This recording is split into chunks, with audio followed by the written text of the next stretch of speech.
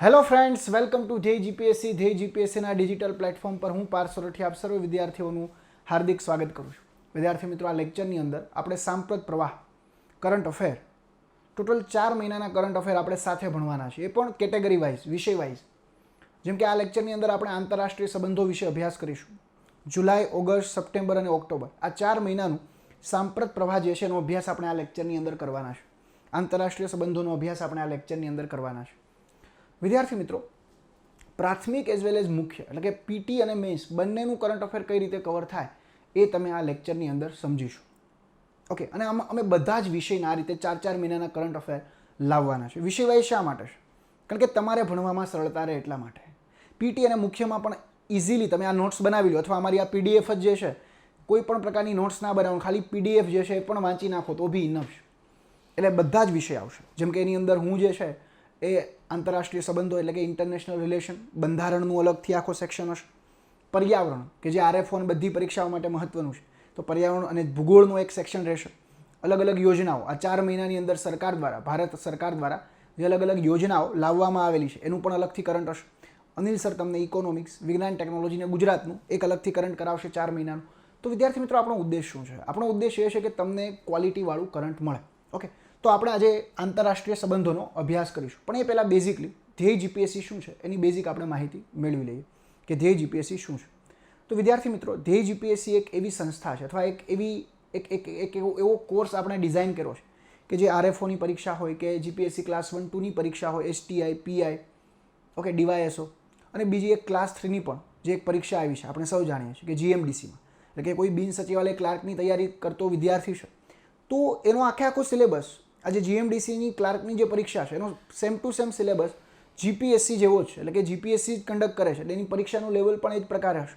અને એમાં કોઈ મુખ્ય પરીક્ષા નથી, માત્ર ને માત્ર પ્રાથમિક પરીક્ષા જ છે.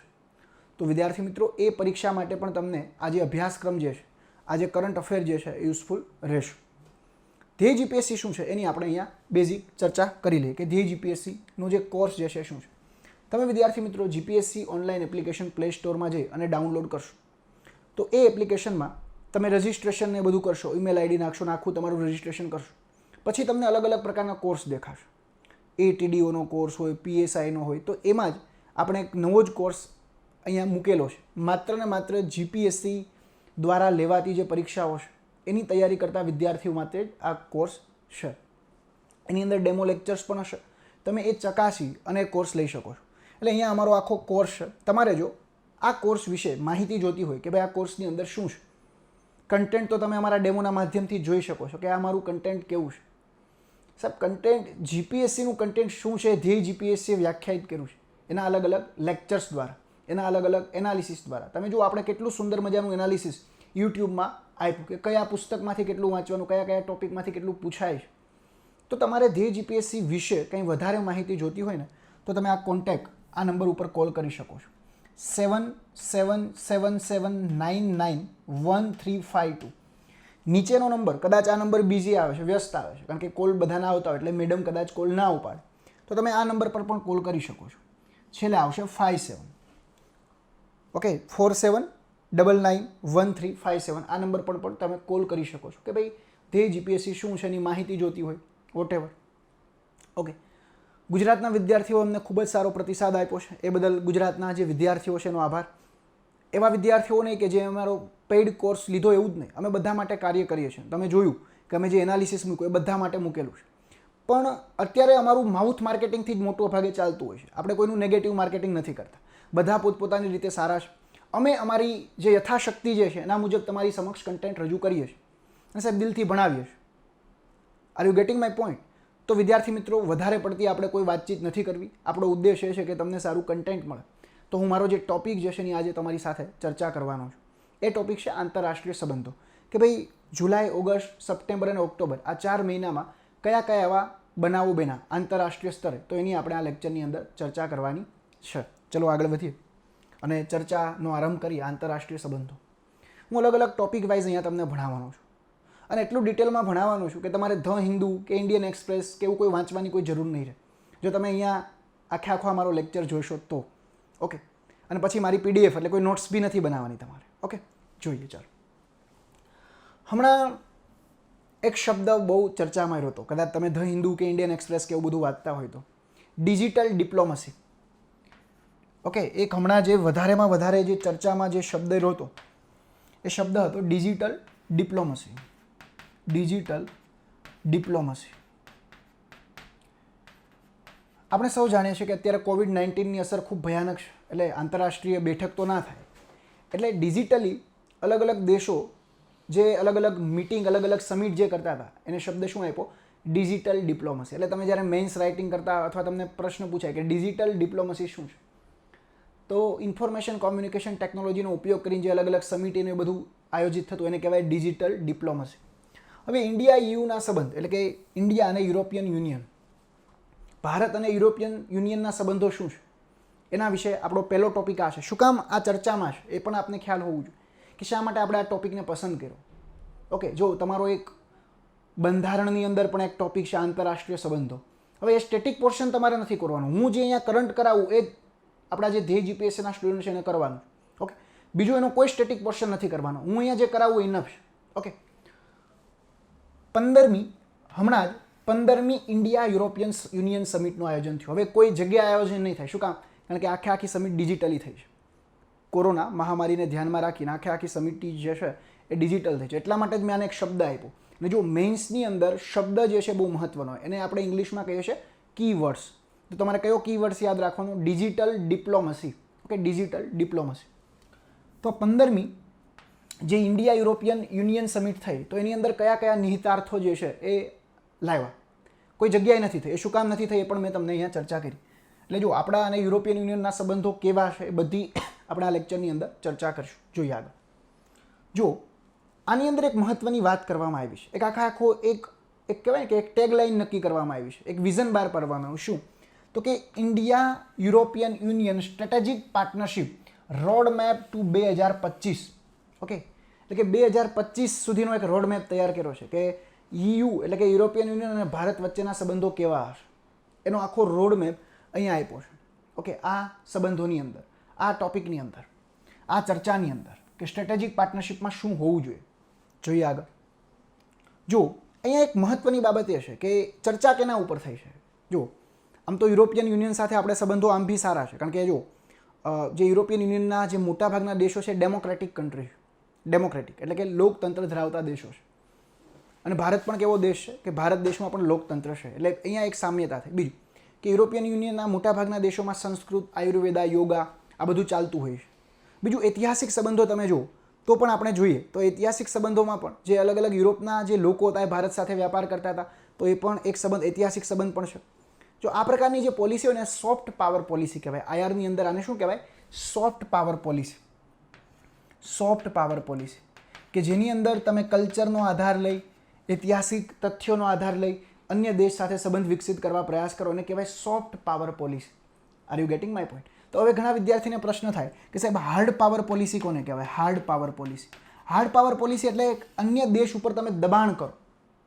ઉદાહરણ તરીકે ભારત શું કરે કે પાકિસ્તાનની અંદર એર સ્ટ્રાઇક કરી નાખે, પાકિસ્તાન જે છે એના ઉપર એર સ્ટ્રાઇક કરી નાખે, તો આ કેવું થયું? Hard power policy. પાકિસ્તાનને મોસ્ટ ફેવર નેશનના દરજ્જામાંથી દૂર કરી નાખે છે, તો આ કેવું થયું? Hard power policy.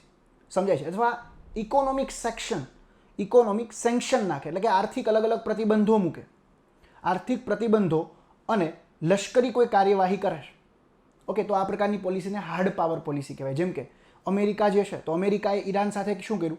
તો પહેલાં એક ન્યુક્લિયર ડીલ કરી હતી, પણ પછી જ્યારે ડોનાલ્ડ ટ્રમ્પ આવ્યા તો એ ન્યુક્લિયર ડીલમાંથી પાછા નીકળી ગયા, પાછા હટી ગયા અને ઈરાનને શું કર્યું? આઇસોલેટ કરવા પ્રયાસ કર્યો. સમજાય છે? તો અમેરિકાએ શું કર્યું? ઈરાન ઉપર હાર્ડ પાવર પોલિસીનો ઉપયોગ કર્યો. વિદ્યાર્થી મિત્રો, તો આપણે જે ઇન્ડિયા અને યુરોપના સંબંધો જે છે મોટાભાગે કેવા છે? સોફ્ટ પાવર પોલિસીથી આધારિત છે. આપણે આગળ સમજીશું. હવે તમને પ્રશ્ન એ થાય, પેલો જ પ્રશ્ન પૂછે કે ભારતે broad based trade and investment agreement નીચે પૈકી કયા દેશ સાથે કર્યો છે? આ તો એક કયા સંગઠન સાથે કર્યો છે? જો એમાં અલગ અલગ ઓપ્શન હોય, એની અંદર અમેરિકા લખવું હોય, એની અંદર રશિયા લખવું હોય, એની અંદર ચીન લખવું હોય અને નીચે લખવું યુરોપિયન યુનિયન. તો આપણે આ ટ્રેડનો જે એગ્રીમેન્ટ જે છે, ફરી વખત કહું છું, broad based trade and investment agreement, આ એક ફ્રી ટ્રેડ એગ્રીમેન્ટ હતો કે જે ભારત અને યુરોપે કરેલો. પરંતુ આમાં અલગ અલગ એક એવી બાબતો થાય છે કે યુરોપિયન યુનિયન એવું કહે છે કે ભાઈ ભારત જે છે એ આઈપીઆરને ફોલો નથી કરતું, એટલે કે ઇન્ટેલેક્ચ્યુઅલ પ્રોપર્ટી રાઇટને ફોલો નથી કરતું. બીજું, ભારત જે છે એ જે સબસિડી જે છે એ વધારે આપે છે એગ્રીકલ્ચરની અંદર ને બધાની અંદર. બીજું, ભારત શું કરે છે, પોતાના ઘરેલું ઉદ્યોગોને પ્રોત્સાહન આપે છે કે જેથી એ વ્યાપારની અંદર સરળતા નથી રહેતી, એવા આરોપ લગાડે છે. તો અત્યારે આ જે એક ચર્ચા એ જ હતી, ચર્ચા મેઇન એ જ હતી કે ભાઈ આ જે આપણો broad based trade and investment agreement જે છે એને આગળની દિશા આપવી, એને એક નવું રૂપ આપવું, કારણ કે અત્યાર સુધી તો આ ફેલ જ ગયો છે, એટલું બધું આમાં સક્સેસ મળી નથી ભારત કે યુરોપિયન યુનિયન કોઈને પણ. ઓકે, તો એ ચર્ચા થઈ હતી. બીજું, એક બીજી મહત્વની બાબત થઈ હતી. હવે જુઓ, ભારત દેશ સૌ પ્રથમ જે પરમાણુ જે કરાર જે છે એ અમેરિકા સાથે કર્યા હતા. આમ તો ભારત દેશને પહેલાં તો બધાએ ના પાડી દીધી પરમાણુ કરારની, પણ ભારત દેશ શું લાવે છે, એક ન્યુક્લિયર ડોક્ટરીન લાવે છે જેની અંદર નો ફર્સ્ટ યુઝ ને એ બધી વાત કરે છે. એટલે બીજા અલગ અલગ દેશોને વિશ્વાસ બેઠો. તો અમેરિકાએ, ઓસ્ટ્રેલિયાએ, કેનેડાએ, કઝાકિસ્તાને, જાપાન અત્યાર સુધી કોઈ સાથે ન્યુક્લિયર ડીલ નથી કરી કે જે એનપીટીનો સદસ્ય ન હોય, એનપીટી સાઇન ન કરી હોય. પણ ભારત એક પ્રથમ દેશ છે કે જેની સાથે ડિમોનેટાઇઝેશન પછી ડાયરેક્ટલી મોદી સાહેબ જાપાન જાય છે અને એની સાથે સંધિ કરાવી લેશે. તો આ ભારત દેશની શું છે, એક પ્રકારની આપણે કહી શકીએ કે એક પ્રકારની આપણી એક નીતિ છે, આંતરરાષ્ટ્રીય નીતિ છે. અને જો આંતરરાષ્ટ્રીય નીતિનો ઉલ્લેખ ક્યાં છે, આર્ટિકલ 51ની અંદર, અનુચ્છેદ 51ની અંદર, કે ભારત દેશ વિશ્વ શાંતિ સ્થાપવા પ્રયાસ કરશે અને ભારત એ દિશામાં આગળ પણ વધે છે. તો ઇન્ડિયા યુરોટોમ શું છે, પ્રશ્ન પૂછાય કે ઇન્ડિયા યુરોટોમ શું છે. તો આ ચર્ચાની અંદર વાત કરી કે યુરોપિયન યુનિયને પણ હવે સ્વીકાર્યું કે ભારત દેશ કેવો છે, એક એવો દેશ છે કે જે શાંતિપૂર્વક પરમાણુ ઉર્જાનો ઉપયોગ કરી રહ્યો છે. એટલે ઇન્ડિયા યુરોટોમ સંધિ પણ થવાની છે ભવિષ્યની અંદર. ઇન્ડિયા યુરોટોમ સંધિ થશે. આ સંધિ કેને સંબંધિત છે, તો કે આ સંબંધિત છે પરમાણુને સંબંધિત આ સંધિ છે કે ભારતને એ લોકો સિવિલ ન્યુક્લિયર ડીલ આને આપણે કહી શકશું કે નાગરિકના ઉપયોગ માટે, એટલે કે આપણે એવું કહીએ કે વિદ્યુત ઉર્જા માટે, બોમ્બ બનાવવા માટે નહીં, આપણે બોમ્બ નથી ફેંકવાના. ઓકે, એટલે આ પ્રકારની એક સંધિ પણ થઈ છે. પ્રશ્ન પૂછાય કે ઇન્ડિયા યુરોટોમ જે ટ્રીટી જે છે, અથવા તમને એવો પ્રશ્ન પૂછાય કે 15મી ઇન્ડિયા યુરોપિયન સમિટમાં નીચે પૈકી કઈ કઈ બાબતો અંગે ચર્ચા થઈ હતી, તો આ બે બાબતો યાદ રાખવાની છે. ઓકે વિદ્યાર્થી મિત્રો, આ બે બાબતો તો આપણે યાદ રાખીશું કારણ કે આ ચર્ચાના વિષયો હતા. ચલો થોડા આગળ વધીએ. બીજું વિદ્યાર્થી મિત્રો, એક મહત્વની બાબત અહીંયા વાત કરી હતી, સર્ક્યુલર ઇકોનોમી. ઘણા વિદ્યાર્થીને પ્રશ્ન થાય કે સર્ક્યુલર ઇકોનોમી શું. હકીકતમાં આ વિષય તો અનિલ સરનો છે, પણ બેઝિક માહિતી આપી દો કે અત્યારે આપણે વધારે પડતું શું કરીએ છીએ, કન્ઝ્યુમ કરીએ છીએ. કન્ઝ્યુમર આપણો એપ્રોચ છે. એટલે જો અર્થ ઓવરશૂટ ડે, એટલે કે જે એક વર્ષમાં જે પૃથ્વી જે અલગ અલગ પ્રાકૃતિક સ્ત્રોતોનું નિર્માણ કરે છે એ આપણે અરાઉન્ડ 6 થી 7 મહિનામાં જ ખૂટવાડી દઈએ છીએ. એટલે થાય શું, આપણે અતિ દોહન કરીએ છીએ પૃથ્વીનું, સમજાય છે. એટલે આપણે સિંગલ યુઝ જ કરીએ, પછી એના બદલે આપણે એવું કરીએ, 5R પોલિસી અપનાવી, રિફ્યુઝ, રિસાયકલ. ઓકે, રિફ્યુઝ કરીએ એટલે કે જેટલું જરૂરિયાત છે એટલું જ આપણે યુઝ કરીએ, રિસાયકલ કરીએ. કોઈ બી વસ્તુ જે છે એને રિસાયકલ કરીએ. સર્ક્યુલર ઇકોનોમીનો ઉદ્દેશ્ય જે છે કે અલગ અલગ વસ્તુને રિસાયકલ કરતા રહે કે જેથી શું થાય, કન્ઝપ્શન ઓછું થાય. કન્ઝપ્શન કેવું થાય, ઓછું થાય. આપણો જે ઉપભોક્તાવાદી જે એપ્રોચ જે છે એને તોડવાની વાત કરે છે. એટલે કે ટકાઉ વિકાસ તરફ ફોકસ કરતી આ વાત છે. તો ભારતે એ બાબતે પણ વિચાર્યું છે. બીજું, મેરીટાઈમ સિક્યોરિટી. શું કામ, ઇન્ડો પેસિફિક ક્ષેત્રમાં જે ચાઇનાનો દબદબો વધી રહ્યો છે એ ચાઇનાના દબદબોને ઘટાડવા માટે ફ્રાન્સ, બ્રિટન આ બધા દેશો તો ભારત સાથે આવે છે, જર્મની ને બધા. બ્રિટન તો અત્યારે યુરોપિયન યુનિયનનું સદસ્ય નથી, એ તમને પાછો ખ્યાલ હોવો જોઈએ. તો મેરીટાઈમ સિક્યોરિટીની પણ અહીંયા ચર્ચા કરવામાં આવી હતી. ઓકે, કે ઇન્ડો પેસિફિક ક્ષેત્રની અંદર જે ચાઇનાનો દબદબો વધી ગયો છે ત્યાં ચાઇનાની જે પોલિસી છે એને કહેવાય છે string of Perl policy. String of Perl. China શું કરે છે, અલગ અલગ વિસ્તારોમાં જઈ અને ત્યાં નવલ બેઝ ઊભું કરે છે. જેમ કે એણે શ્રીલંકામાં હબનટોટા પાસે આ પ્રકારનું ઊભું કર્યું. આફ્રિકાની અંદર જીબોતી, આફ્રિકા ખંડમાં જીબોતી પાસે આ પ્રકારનું એક નવલ બેઝ ઊભું કર્યું. પાકિસ્તાનની અંદર ગ્વાદર પાસે આ પ્રકારનું એક બેઝ ઊભું કર્યું. મ્યાનમારમાં ઊભું કર્યું. એટલે એનો ઉદ્દેશ શું છે કે જે ઇન્ડો પેસિફિક આખું ક્ષેત્ર છે એમાં પોતાનો દબદબો વધારવો. અને જો એ ન વધે એટલા માટે ઇન્ડિયા અને યુ એટલે કે યુરોપિયન યુનિયન પણ અહીંયા સાથે આવ્યા છે અને મેરીટાઈમ સિક્યોરિટીની વાત કરી છે. ઓકે વિદ્યાર્થી મિત્રો, ચલો આગળ વધીએ. બીજું, સ્ત્રોત કાર્યદક્ષતા, રિસોર્સ ઇફિશિયન્સી. એમાં પણ ફોકસ કરશે કે ઉર્જા જે સ્ત્રોતો જે છે એનો કાર્યદક્ષ રીતે ઉપયોગ કરવો. ગાંધીજીએ તો આની બહુ અગાઉ વાત કરી દીધી હતી. Earth has enough to satisfy our need but not greed. Okay, આપણી ગ્રીડ સંતોષવા માટે નથી, આપણી જે ગીધ વૃત્તિ જે છે એ સંતોષવા માટે પૃથ્વી નથી, આપણી જરૂરિયાત સંતોષવા માટે છે. ચલો આગળ વધીએ. હવે પડકારો કયા કયા છે? આ સંબંધોની તો આપણે વાત કરી દીધી, પરંતુ કયા એવા પડકારો છે કે જે આપણે યુરોપિયન યુનિયન સાથે ફેસ કરીએ છીએ? પહેલી બાબત વિદ્યાર્થી મિત્રો, આજે એગ્રીમેન્ટની આપણે વાત કરી, બ્રોડ બેઝ ટ્રેડ એગ્રીમેન્ટ જે છે આપણો, એ એગ્રીમેન્ટમાં વ્યાપાર સંબંધિત અલગ અલગ વિવાદો છે. કઈ રીતે વિવાદો છે હું તમને સમજાવું. હવે જુઓ, ભારત શું કરે છે, ભારત અહીંયાથી કેરી મોકલે તો આ કેરીને એ લોકો શું કહે છે કે ભાઈ આ કેરી જે છે ને એમાં બહુ વધારે પેસ્ટિસાઇડ નાખી છે, આ નાખ્યું છે, એ કરી ટેકનિકલ બેરિયર ઊભા કરી અને યુરોપિયન યુનિયનના દેશો જે છે એ આ કેરીને શું કરે છે, રિજેક્ટ કરે છે. એટલે કે સ્મૂથલી જે ટ્રેડ થવો જોઈએ નથી થતો. ટેકનિકલ ફાઇટોસેનેટરી બેરિયર કહેવાય. ઇકોનોમિક્સની અંદર તમે જે ભણશો WTO ને બધા સંગઠનમાં, ફાઇટોસેનેટરી બેરિયર. તો ફાઇટોસેનેટરી બેરિયરનો ઉપયોગ કરી અને આ વેપાર યુરોપિયન યુનિયન થવા નથી દેતું. એટલે જે વ્યાપાર થવો જોઈએ નથી થતો. તો આ એક પ્રોબ્લેમ છે, વ્યાપાર સંબંધિત બેરિયર. બીજું એક બેરિયર છે કે ચાઇના સાથેનો જેનો વ્યાપાર છે એ આગળ આપણે જોઈશું. બીજું મેઇન ઇસ્યુ સ્ટ્રેટેજિક ઓટોનોમી, જે આપણે શબ્દ વારંવાર ઉપયોગ કરતા હોય છે, સાર્વભૌમત્વ, સોવેરનિટી. તો જે જમ્મુ કાશ્મીર સંબંધિત જે ઇસ્યુ હતો એમાં યુરોપિયન યુનિયનની જે પાર્લામેન્ટ જે છે એ જમ્મુ કાશ્મીર સંબંધિત જે ઇસ્યુ જે છે એમાં ભારતનો સપોર્ટ નથી કરતો. સમજો તમે, યુની સંસદે જમ્મુ કાશ્મીર અને સીએએ મુદ્દે, એ ભારતની આંતરિક બાબત છે, એમાં યુએ દખલ ના કરવું જોઈએ. આ ભારત દેશની સોવેરનિટીનું વાયોલેશન છે, સ્ટ્રેટેજિક ઓટોનોમી જે છે એનું હનન છે. એટલે આ બાબત પણ એક પડકાર છે કે યુની સંસદે જમ્મુ કાશ્મીર અને સીએ સંબંધિત આમાં ફ્રાન્સે ભારતને સહયોગ કર્યો હતો. ભલે EU તો એક આખું સંગઠન છે, યુરોપિયન યુનિયન અલગ અલગ 21 દેશોનું બનેલું એક સંગઠન છે. ફ્રાન્સ એનો એક સભ્ય છે, બ્રિટન હવે સભ્ય નથી, કારણ કે બ્રિટનમાં શું આવ્યું હતું, બ્રેક્ઝિટ નામનો એક રિફરન્ડમ કરાયો હતો, લોકમત લીધો હતો, અને લોકમતમાં શું આવ્યું કે ભાઈ બ્રિટન જે છે એને બહાર નીકળવું છે. કેનાથી? યુરોપિયન યુનિયનથી. ઓકે, તો EU જે છે એણે આ બાબતે પણ ભારતનો વિરોધ કર્યો હતો. એટલે એ પણ એક પડકાર છે આપણા માટે. બ્રેક્ઝિટ, પહેલા બ્રિટન યુરોપિયન યુનિયનનું સભ્ય હતું, હવે નથી. તો બ્રિટનને શું થયું, યુરોપિયન યુનિયન સાથે કંઈક પ્રોબ્લેમ પડ્યો, તો ભારતના સંબંધો સાથે પણ કંઈક પ્રોબ્લેમ પડશે, ભારતના હિતોનો ટકરાવ કંઈક થશે, ઇન્ટરેસ્ટ ઓફ કોન્ફ્લિક્ટ જેને આપણે કહીએ છીએ. સમજાય? તો અહીંયા બ્રેક્ઝિટ પણ એક પડકાર છે. ઓકે, આગળ વધીએ. ચીન સાથે યુનો વ્યાપાર વધારે છે. હકીકતમાં આ લોકો ચીનને કાઉન્ટર કરવા માંગે છે, પણ ભારત કરતાં જે યુરોપિયન યુનિયનનો જે વ્યાપાર ચીન સાથે જે છે એ 5 ગણો વધારે છે. તમે જુઓ, હકીકતમાં ચીન જે છે ને, એવું કહેવાય છે કે ચીન અત્યારે ગ્લોબલ વેલ્યુ ચેઇનની અંદર ફર્સ્ટ નંબરે છે. તમારે કોઈ પણ વસ્તુ બનાવવી હોય તો ચીનમાં એની કંઈક પ્રોડક્ટ બનતી જ હોય. જેમ કે આઈફોન અત્યારે બ્રાન્ડ છે, તો આઈફોનના પણ અલગ અલગ પાર્ટ્સ જે છે ચાઇનાની અંદર બનતા હોય છે.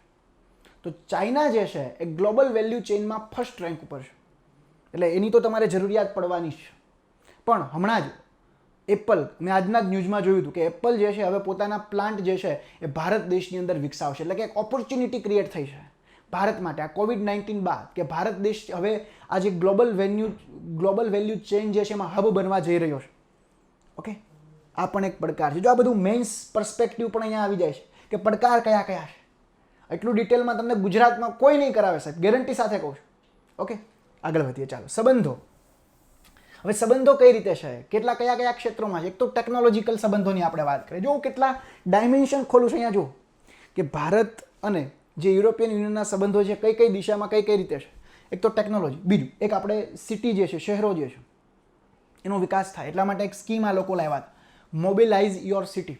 ભારતના સિટીને મોબિલાઇઝ કરવા માટે, એમાં પબ્લિક ટ્રાન્સપોર્ટેશન માટે એને સ્માર્ટ બનાવવા માટે યુરોપિયન યુનિયન આપને મદદ કરે છે. એટલે એક પ્રોગ્રામ આપણે ચલાવેલો, મોબિલાઇઝ યોર સિટી. બીજું, ઇન્ડિયા EU વોટર પાર્ટનરશિપ, કે ભારત દેશમાં કઈ રીતે વોટર હાર્વેસ્ટિંગ કરવું, કઈ રીતે વોટર શેડ મેનેજમેન્ટ કરવું, આ બધી જે ટેકનિક જે છે એ યુરોપિયન યુનિયન પાસેથી આપને મળે છે.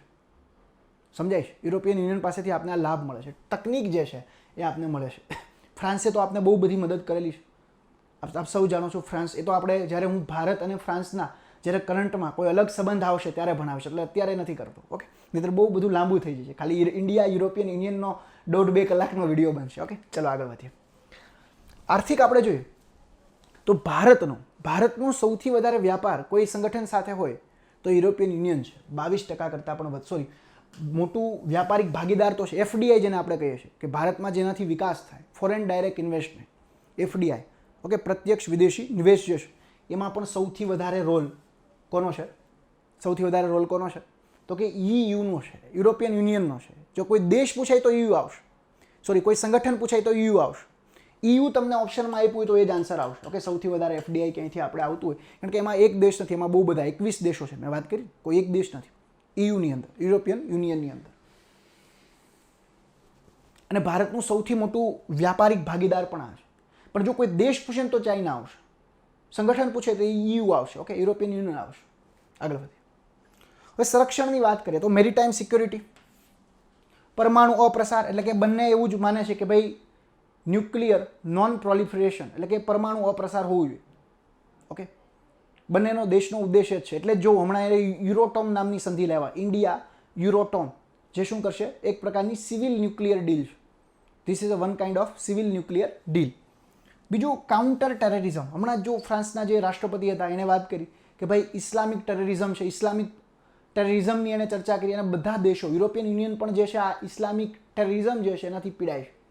તો આમાં પણ બંને કાઉન્ટર ટેરરિઝમ એટલે કે આતંકવાદનો પણ ખાત્મો કરવા બંને સાથે રહેશે. Okay, people to people relation જુઓ તમે, this is one kind of soft power policy. This is a one kind of soft power policy કે અત્યારે યુરોપના દેશોમાં સંસ્કૃત, યોગા, આયુર્વેદા આ બધું ચાલતું હોય. તો આ પ્રકારની પોલિસી ને સોફ્ટ પાવર પોલિસી કહેવાય. જેમ કે હું સપોઝ દેટ મને પ્રતિનિધિ તરીકે વિજયભાઈ રૂપાણી મોકલે કે ભાઈ તમારે જે છે એ ગરબા કરવાના છે, તો ગરબા હું બ્રિટનની જે અંદર જઈને ગરબા કરું તેના ભૂરિયાઓ સાથે, તો એક પ્રકારની સોફ્ટ પાવર પોલિસી થઈ. Culture, people to people relation કેવા થયા, ડેવલપ થયા. એટલે જો યુરોપિયન યુનિયન સાથે અહીંયા એવું કહી શકાય કે ગવર્મેન્ટ ટુ ગવર્મેન્ટ, ફોરેન પોલિસીમાં 3 પ્રકારના રિલેશન હોય, government to government, people to people and business to business.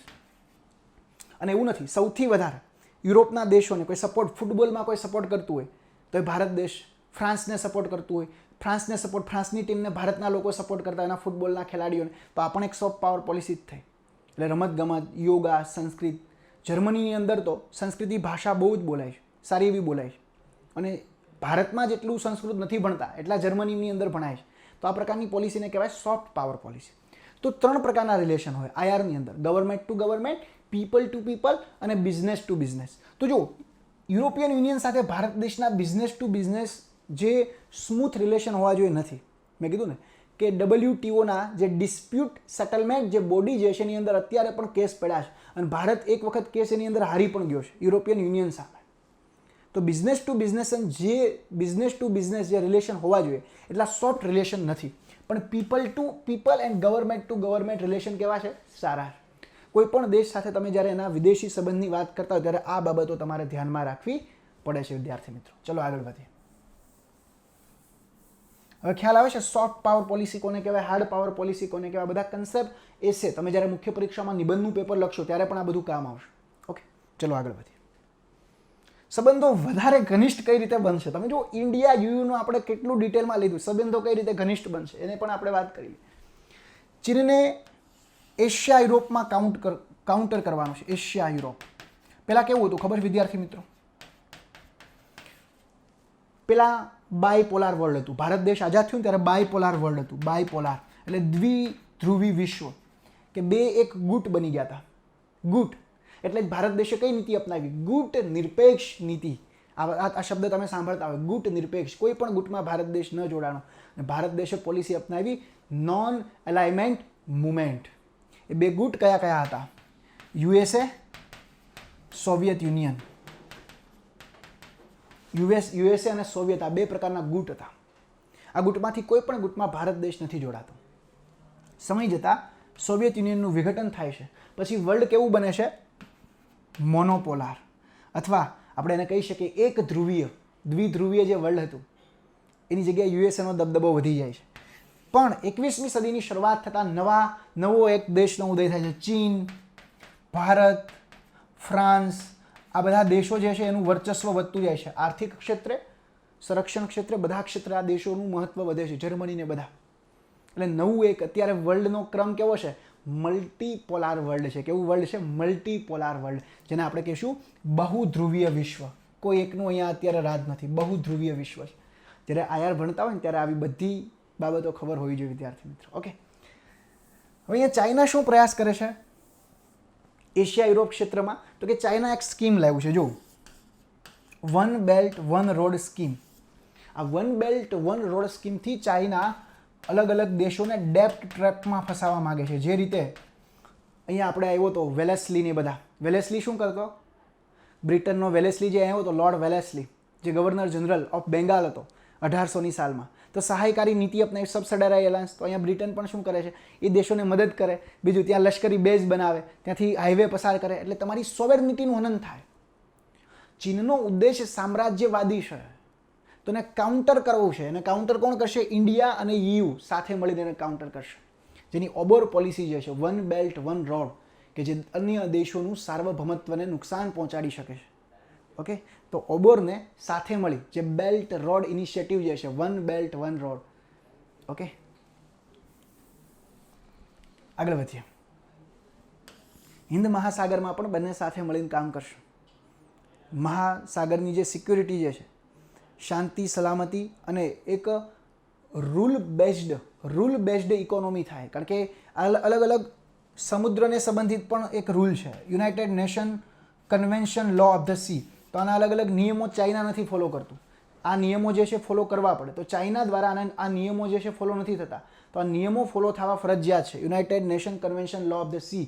તો ચાઇના જો ફોલો નહીં કરે તો એને આપણે ખુલ્લું પાડવાનું છે આંતરરાષ્ટ્રીય સ્તરે. તો ઇન્ડિયા અને EU આમાં પણ સાથે કામ કરશે, યુરોપિયન યુનિયન. ઓકે, COVID-19 બાદ જો ભારત પાસે એક ઓપોર્ચ્યુનિટી છે. હવે ચાઇના ઉપર કોઈને ભરોસો નથી. ઇવન ડોનાલ્ડ ટ્રમ્પ તો વુહાન વાયરસ કહે છે, કે આ વાયરસનું નામ શું છે? વુહાન. ચાઇનાએ આ વાયરસ ફેલાવ્યો છે. હવે ડોનાલ્ડ ટ્રમ્પ જ જતા રહ્યા.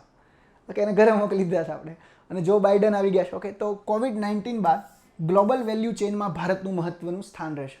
પહેલાં કોઈ બી વસ્તુ તમારે બનાવ્યું ને, સપોઝ દેટ તમારે કોઈ મોબાઈલ બનાવો છે, તો ચાઇનામાં કોઈ પણ વસ્તુ એસેમ્બલ તો થતી જ હોય, ચાઇનાનો રોલ હોય.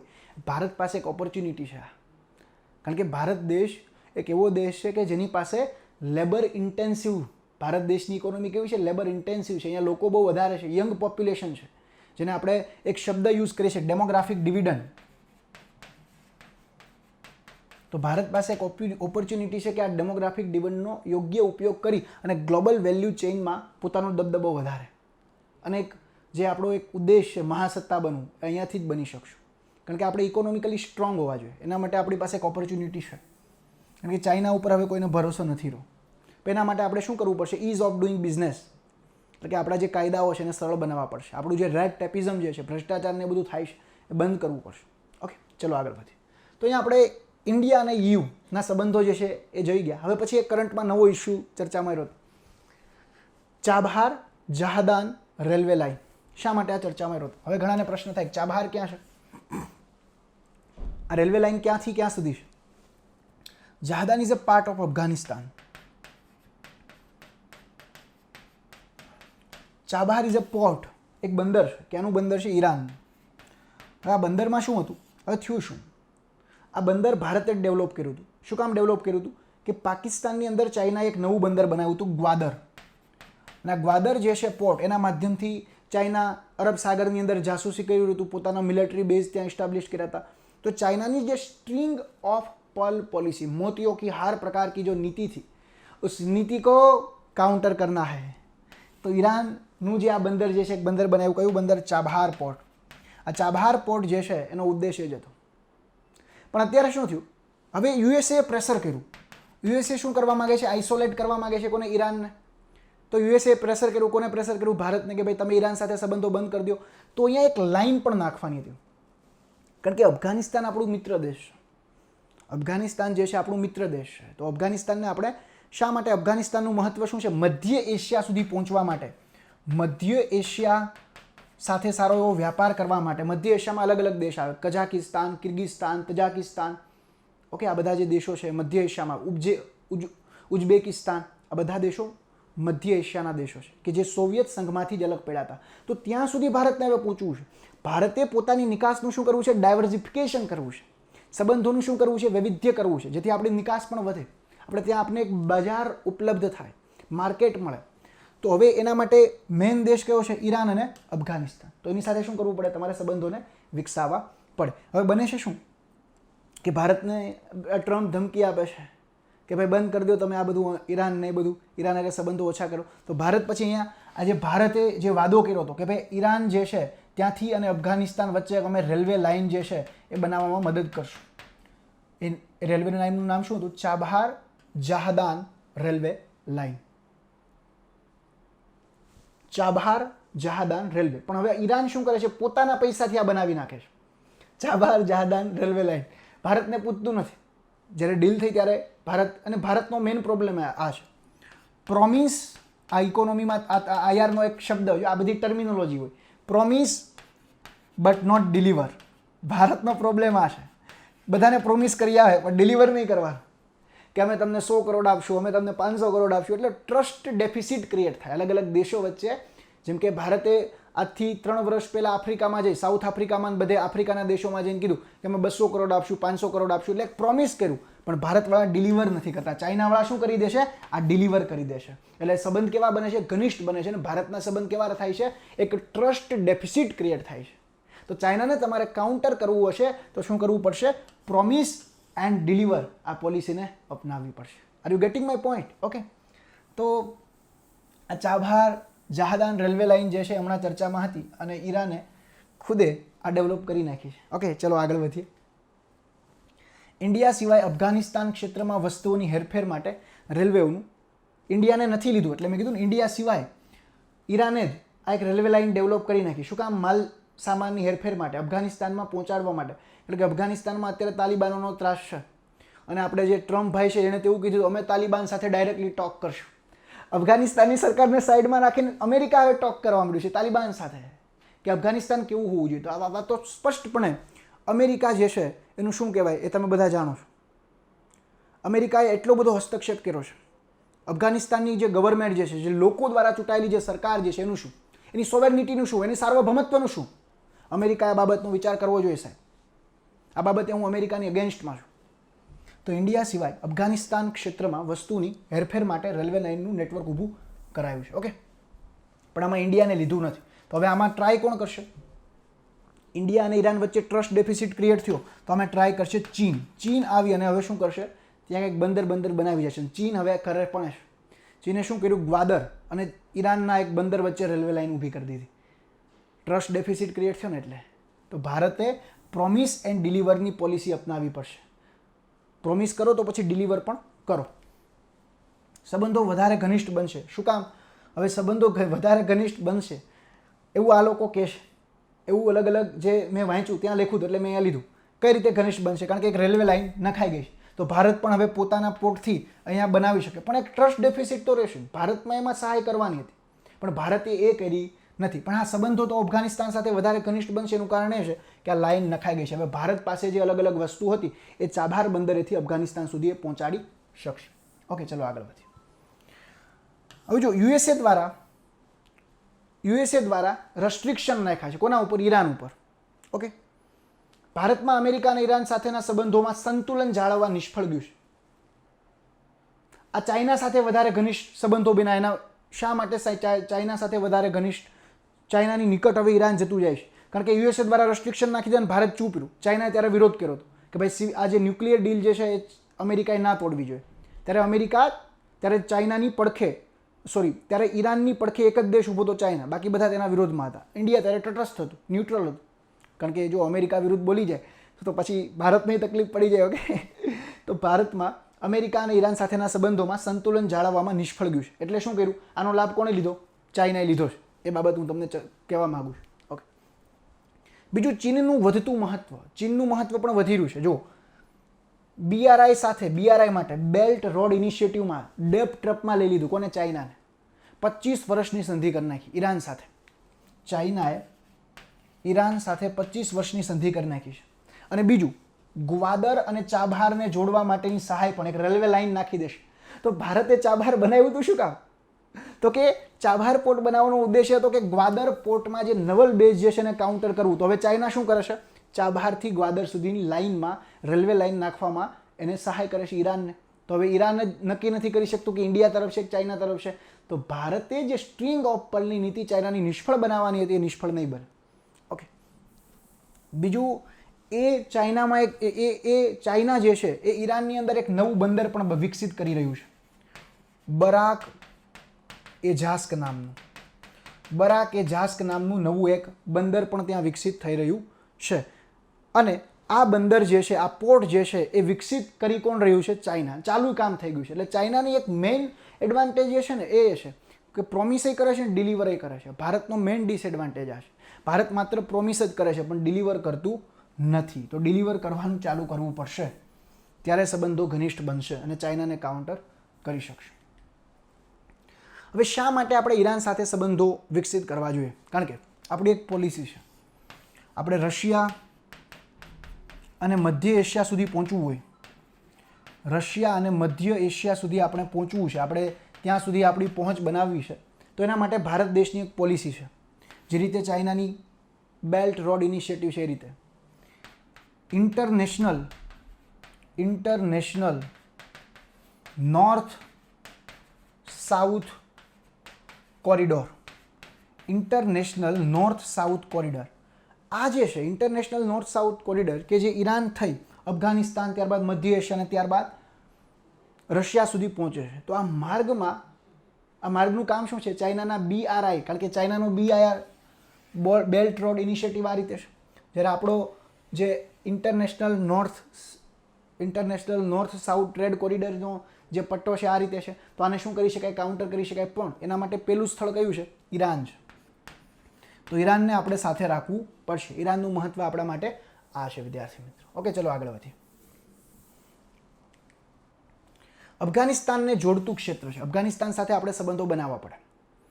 ચાણક્યએ કીધું હતું તમારો પાડોશી દેશ જો તમારો દુશ્મન હોય તો એનો જે પાડોશી દેશ હોય એને તમારે મિત્ર બનાવવો પડે. એના માટે ચાણક્ય પોતાના પુસ્તક અર્થશાસ્ત્રમાં લખે છે કે મિત્ર અરી જે હોય એની પાસે હંમેશા મિત્ર દેશ બનાવો, અને મિત્રનો પાડોશી દેશ પાછો અરી હોય એટલે કે દુશ્મન હોય.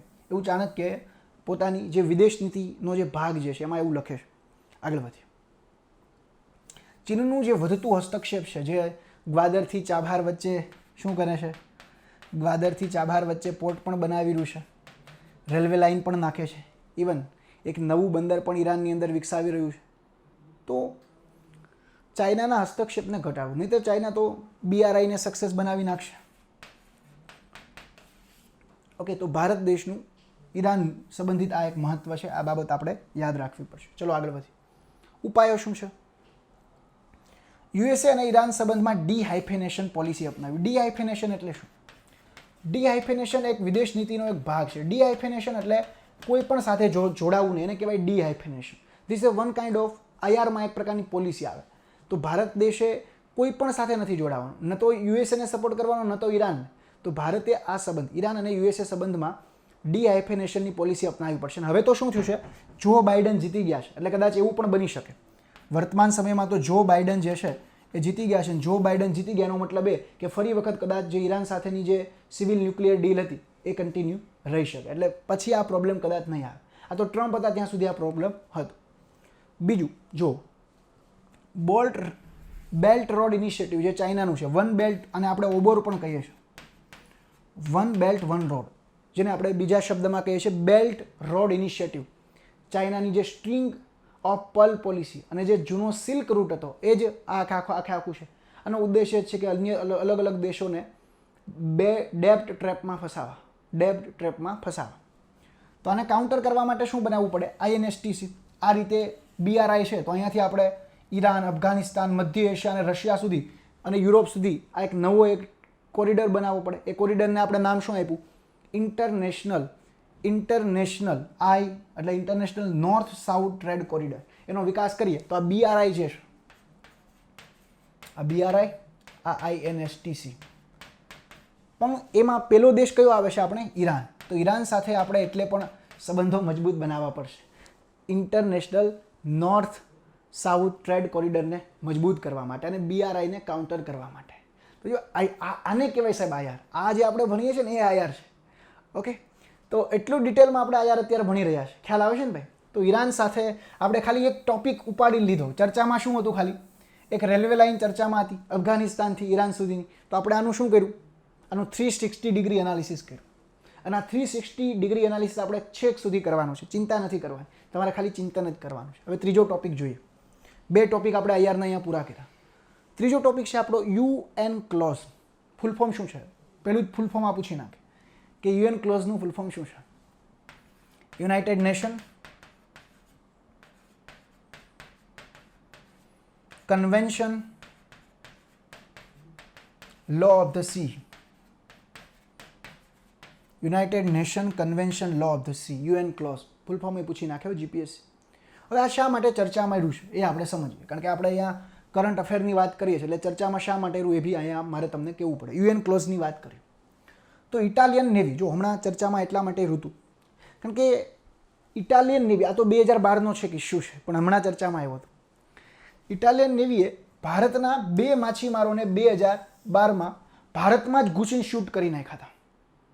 ભારતની જે સીમા હોય, જો યુએન ક્લોઝમાં અલગ અલગ નિયમો હોય, એ આપણે આગળ હું સમજાવીશ કે યુએન ક્લોઝમાં, કારણ કે જો આનું કામ શું છે કે જમીનમાં તો બધાને ખબર હોય કે અહીંયા અમારી બાઉન્ડ્રી પૂરી થાય, પણ દરિયામાં ક્યાંથી ખબર પડે ક્યાં તમારી બાઉન્ડ્રી પૂરી થાય? તો બધા દેશોએ અલગ અલગ બાઉન્ડ્રી તો નક્કી કરવી પડે, પણ આંતરરાષ્ટ્રીય સ્તરે બાઉન્ડ્રી, અલગ અલગ દેશોની બાઉન્ડ્રી નક્કી કોણ કરે છે? UN clause, United Nation convention law of the sea. આના દ્વારા એ બાઉન્ડ્રી નક્કી થાય છે. આ સંયુક્ત રાષ્ટ્ર સંઘ અંતર્ગત આવતી એક સંસ્થા છે. ઓકે, એના નિયમો એણે બનાવ્યા છે, એ આપણે આગળ જોઈશું કે કયા વિસ્તારમાં કેટલું જઈ શકાય. ઓકે, જોઈએ. યુએન ક્લોઝમાં 3 સંસ્થાઓ છે. એક તો ઇન્ટરનેશનલ સી બેડ ઓથોરિટી. આનું કામ શું છે? આનું હેડક્વાર્ટર છે, તમને હેડક્વાર્ટર બી પૂછી નાખે કે ઇન્ટરનેશનલ સી બેડ ઓથોરિટીનું હેડક્વાર્ટર કયું છે? કિંગસ્ટન નામનું પ્લેસ છે. કિંગસ્ટન, જમૈકાની અંદર જે કિંગસ્ટન છે એ ઇન્ટરનેશનલ સી બેડ ઓથોરિટીનું હેડક્વાર્ટર છે. આનું કામ શું છે? અલગ અલગ દેશોને, અલગ અલગ કન્ટ્રીઝને શું આપવું? તો કે અલગ અલગ કન્ટ્રીને કેટલા રિસોર્સિસનું માઇનિંગ કરવું.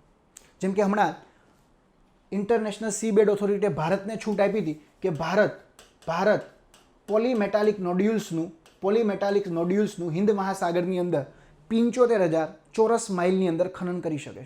એના બાદ જ ભારતે એક મિશન પણ ચલાવ્યું, ડીપ ઓશન મિશન, અને એના માટે એક પ્રાયોગિક ધોરણે એક યાન પણ બનાવ્યું હતું, સમુદ્રયાન પ્રોજેક્ટ. તો કેટલું ડિટેલમાં હું કનેક્ટ કરું છું, અને જીપીએસસી પાસ કરવું છે સાહેબ, તો આ બધું કનેક્ટ કરવું પડશે, આ નોલેજ મેળવવું પડશે, એના માટે રીડિંગ હોવું પડશે, એના માટે આ પ્રકારના લેક્ચર તમારે જોવા પડશે, તો જ તમારા કરંટ ને બધા ઇસ્યુ ક્લિયર થશે. ઓકે, તો ઇન્ટરનેશનલ સી બેડ ઓથોરિટીનું હેડક્વાર્ટર ક્યાં છે આપણે જોયું, તો એક આની જ સંસ્થા છે. એનું કામ શું છે કે કેટલા ક્ષેત્રમાં કેટલું માઇનિંગ કરવું, કેટલા રિસોર્સિસ લેવા, એ આ સંસ્થા કહેશે તમને. બીજું, હવે સપોઝ દેટ કોઈ વિવાદ થઈ ગયો, કોઈ 2 દેશો વચ્ચે વિવાદ થયો, તો એના માટે પણ એક સંસ્થા છે, International Tribunal for the Law of the Sea. આ ટ્રિબ્યુનલનું કામ આમાં શું હોય? કોઈ પણ ટ્રિબ્યુનલ હોય, એ કોઈ પણ ટ્રિબ્યુનલનું કામ એ જ હોય કે શું કરવું? ચુકાદો આપવો. કોઈ પણ ટ્રિબ્યુનલ હોય ને એને પંચ કહીએ છીએ આપણે, અને પરંપરાગત રીતે આપણે પંચ જ ચુકાદા આપતા. ઓકે, તો એટલે આપણે ટ્રિબ્યુનલનું ગુજરાતી શું કરી નાખ્યું? પંચ. તો અહીંયા International Tribunal for the Law of the Sea છે. એ શું કરશે? કોઈ 2 દેશો વચ્ચે ઝઘડો થયો તો એનો ચુકાદો આપશે. ઓકે, આગળ વધીએ. બીજું છે commission on the limits of the continental shelf, કે ભાઈ ખંડીય છાજલી, કોન્ટિનેન્ટલ શેલ્ફ આપણે ભૂગોળમાં બહુ વધારે ઊંડાણપૂર્વક ભણાવ્યું છે. ખંડીય છાજલીના વિડીયો યુટ્યુબમાં પણ છે. ઓકે, ખંડીય છાજલીનું, એટલે જે લોકોએ નથી જોયું ને જોઈ લેજો. જલાવરણ અને સમુદ્રશાસ્ત્ર, કે કન્ટેન્ટ કોને કહેવાય ને તમને ખબર પડે, ભૂગોળ કોને કહેવાય ને ખબર પડે. ભૂગોળ એટલે માત્ર એટલું નહીં કે ગુજરાતને કેટલો લાંબો દરિયા કિનારો છે અને કયું પાટનગર ક્યાં છે, ને ભૂગોળ ના કહેવાય. સમજાય છે? ભૂગોળમાં બધું આવે. તો ખંડીય છાજલીનું ક્ષેત્ર કેટલું હોવું જોઈએ એ પણ અહીંયા વાત કરી. તો બધામાં 21 જેટલા સદસ્યો અહીંયા આપણે જોયા કે છે. ચલો આગળ વધીએ વિદ્યાર્થી મિત્રો. હવે જો આ આખો મેં ગ્રાફ ડ્રો કર્યો છે, યુ કેન સી હિયર. અહીંયા મેં એક આખો ગ્રાફ ડ્રો કર્યો છે કે કોને કેટલું ક્ષેત્ર મળે. જો સપોઝ દેટ આ જે છે તમારો દરિયાકાંઠો છે, આ જે છે તમારો દરિયાકાંઠો છે.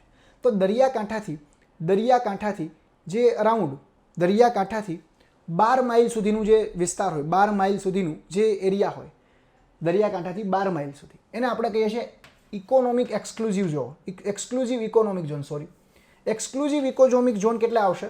તો કે 12 માઇલ સુધી જે હોય ને એને આપણે કહીશું એક્સક્લુઝિવ ઇકોનોમિક ઝોન, કે ત્યાં તમે અલગ અલગ આર્થિક એક્ટિવિટી કરી શકો, માછીમારી કરી શકો, અલગ અલગ બીજી એક્ટિવિટી કરી શકો. ક્યાં સુધી? 12 માઇલ સુધી. કેટલે માઇલ સુધી? 12 માઇલ સુધી. 12 nautical mile. Okay, 12 nautical mile. Okay, ત્યાં સુધી તમે કોઈ બી આર્થિક પ્રવૃત્તિ કરી શકો. જેમ કે ભારત પાસે આ દરિયા કિનારો છે 7516.6 કિલોમીટર દરિયાકાંઠો, તો ત્યાંથી એ 12 માઇલ સુધી ફિશિંગ ને બધું કરી શકે, એક્ટિવિટી કરી શકે. હવે કોઈ પણ દેશ 200 માઇલ સુધી જે હોય એને કહેવાય એક્સક્લુઝિવ ઇકોનોમિક, એને કહેવાય એ જે ઝોન જે છે ત્યાં અલગ અલગ મિલિટરીની બધી એક્ટિવિટી થાય. ત્યાં શું થાય, અલગ અલગ પ્રકારની મિલિટરીની જે એક્ટિવિટી છે, મીન્સ કે એની હદ કહેવાય. હવે આ હદમાં હવે થયું તો શું કે ઇટાલીનો જે નેવીના જે અધિકારીઓ છે એ અહીંયા આવી ભારત દેશના ક્ષેત્રમાં આવી અને આપણા જે અલગ અલગ માછીમારો જે છે એને ગોળી મારી દીધી હતી. એટલે કેસ એ જ ચાલતો હતો અને ભારત દેશ એને શું કરી લીધા હતા, પકડી લીધા હતા. કારણ કે એ અધિકારીઓ ભારત દેશમાં આવીને ભારત દેશના લોકોને જ અહીંયા મરીનના અધિકારીઓ મારી દેશે. કારણ કે એ તો ક્ષેત્ર તો ભારતનું છે, ત્યાં તો ત્યાંના કોઈ ના આવી શકે. હાઈ સીમાં કોઈ પણ વ્યક્તિ જઈ શકે. હાઈ સી એટલે ભારત દેશ જે છે એનો એરિયા પૂરો ક્યાં સુધી થાય સાહેબ, 200 માઇલ સુધી પૂરો થાય. 200 માઇલ સુધી એનો એરિયા પૂરો થાય. ઓકે, 200 માઇલ સુધી હોય ને એને એક્સક્લુઝિવ ઇકોનોમિક ઝોન કહેવાય. ને 12 માઇલ સુધી હોય, 12 માઇલ સુધી એને કન્ટીજ્યુઅસ ઝોન કહેવાય કે જ્યાં ભારત દેશ મિલિટરી એક્ટિવિટીની બધું કરી શકે. સોરી, આ મારે ભૂલ થઈ ગયું, મિલિટરી એક્ટિવિટી કરી શકે.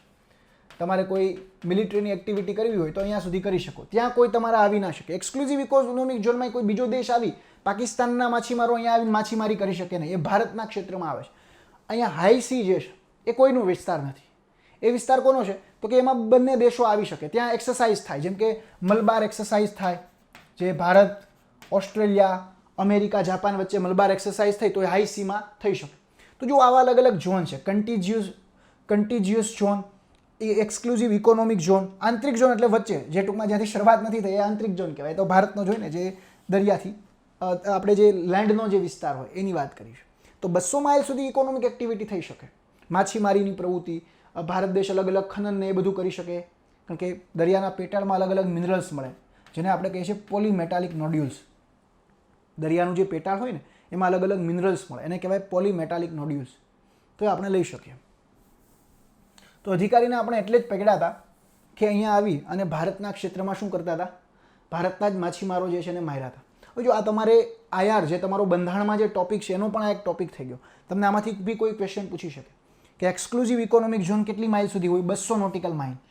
ટેરિટોરિયલ, આને કહેવાય ટેરિટોરિયલ એરિયા. ટેરિટોરિયલ એરિયા ક્યાં સુધી હોય, ક્ષેત્રીય વિસ્તાર 12 માઇલ સુધી. ઓકે, હાઈ સી એટલે બંને દેશો, આજુબાજુના બંને દેશો એમાં કવાયત ને એવું બધું કરી શકે. ઓકે, ચલો આગળ વધીએ સાહેબ. તો અહીંયા આપણે યુએન ક્લોઝ વિશે અભ્યાસ સારો એવો કર્યો વિદ્યાર્થી મિત્રો. હવે જો ચાઇના જે છે ને એ આ યુએન ક્લોઝમાં નથી માનતું. ચાઇનાનો વિરોધ એટલા માટે જ બધા દેશો કરે છે. United Nation convention law of the sea એવું કહે છે કે ભાઈ ચાઇના સાગર જે છે, ચાઇના સાગર જેને આપણે સાઉથ ચાઇના સી કહીએ છીએ, ચાઇના સાગર, સાઉથ ચાઇના સી. તો ચાઇનાએ શું કર્યું છે, ત્યાં 9 ડેશ લાઇન, 9 આવી લાઇન ડ્રો કરી નાખી છે. 9 ડેશ લાઇન, આ પ્રકારની 9 લાઇન ડ્રો કરી નાખી છે. અને ચાઇના શું કહેશે કે આ 9 લાઇનમાં અમારો જ આખો પ્રભાવ છે અને અમારી જ આ 9 લાઇન છે, અમારા ઐતિહાસિક રીતે આ લાઇન જે છે અમારા માટે મહત્વની છે. તો ચાઇના એ રીતે કહે છે કે ભાઈ આ લાઇન જે છે અમારી જ છે, આમાં કોઈ બીજા આવશે નહીં. તો તાઇવાન, એની આસપાસના જે દેશો છે, વિયેતનામ, કંબોડિયા, લાઓસ, ફિલિપાઇન્સ, આ બધા દેશો વિરોધ કરે છે. ચાઇના માટે પણ આ યુએન ક્લોઝ તો બધા માટે સેમ જ હોય ને. ચાઇના તો એક જિમ્મેદાર વ્યક્તિ છે, કારણ કે એ તો સિક્યોરિટી કાઉન્સિલનો મેમ્બર છે. જે યુનાઇટેડ નેશન સિક્યુરિટી કાઉન્સિલ છે, UNSC, United nation security council, okay, સંયુક્ત રાષ્ટ્ર સંઘ જે સલામતી પરિષદ જે છે એનો એક અભિન્ન હિસ્સો છે, એનો જે એક સભ્ય છે, છતાં પણ જો એ આ પ્રકારની વાતો કરશે તો એ તો ખોટી વાત છે. અન્ય દેશોના સાર્વભૌમત્વનું શું? યુનાઇટેડ નેશન સિક્યુરિટી કાઉન્સિલનો દેશ હોય તો એને સમજવું પડશે અન્ય દેશ પણ સાર્વભૌમ છે, એની આંતરિક બાબતો ઉપર તમે દખલગીરી ન કરી શકો. અને એ 9 ડેશ લાઇન જે છે એ તમારી ખોટી છે. તો યુએન ક્લોઝના નિયમો જે છે, રૂલ બેઝડ ઇકોનોમી થાય એવો ભારતનો એક પ્રયાસ. આગળ વધીએ. હવે હમણાં ભારત અને માલદીવના સંબંધો ચર્ચામાં રહેતા. આમ તો ભારત દેશે માલદીવને ઘણી સહાય કરી છે. ભારતનો માલદીવ સાથે સંબંધ એક નેબરહુડ ફર્સ્ટ પોલિસી માટે એક મહત્વનો છે. કારણ કે માલદીવમાં પણ ચાઇનાનું ઇન્ટરફિયર દિન પ્રતિદિન વધી રહ્યું છે. તો આપણે ભારત અને માલદીવના સંબંધોની પણ અહીંયા ચર્ચા કરી લઈએ. પીપલ ટુ પીપલ રિલેશન જોઈએ. ભારત દેશના માલદીવ સાથેના પીપલ ટુ પીપલ રિલેશન જોઈએ તો માલદીવની અંદર 25% ડૉક્ટરો અને શિક્ષકો જે છે ભારતીય છે, મૂળ ભારતીય છે. એટલે આ પ્રકારની પોલિસીને શું કહીશું, સોફ્ટ પાવર પોલિસી. બીજું, મોટા ભાગનું જે માલદીવનું ટુરિઝમ હોય ત્યાં ભારતીય લોકો જ જાય છે, કારણ કે માલદીવ એક કોરલ આઇલેન્ડ છે.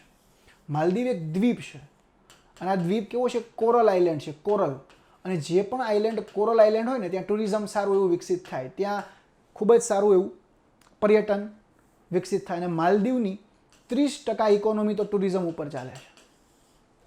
માલદીવનું 30% કરતાં પણ વધારે અર્થતંત્ર જે છે એ ટુરિઝમ ઉપર ચાલે છે. એ તમને કદાચ ખ્યાલ હશે, ઘણાને ઘણા નહીં પણ હોય. ઓકે, સ્ટ્રેટેજિક મહત્વ પણ છે, કારણ કે માલદીવ માટે શું સ્ટ્રેટેજિક મહત્વ છે? Net security provider.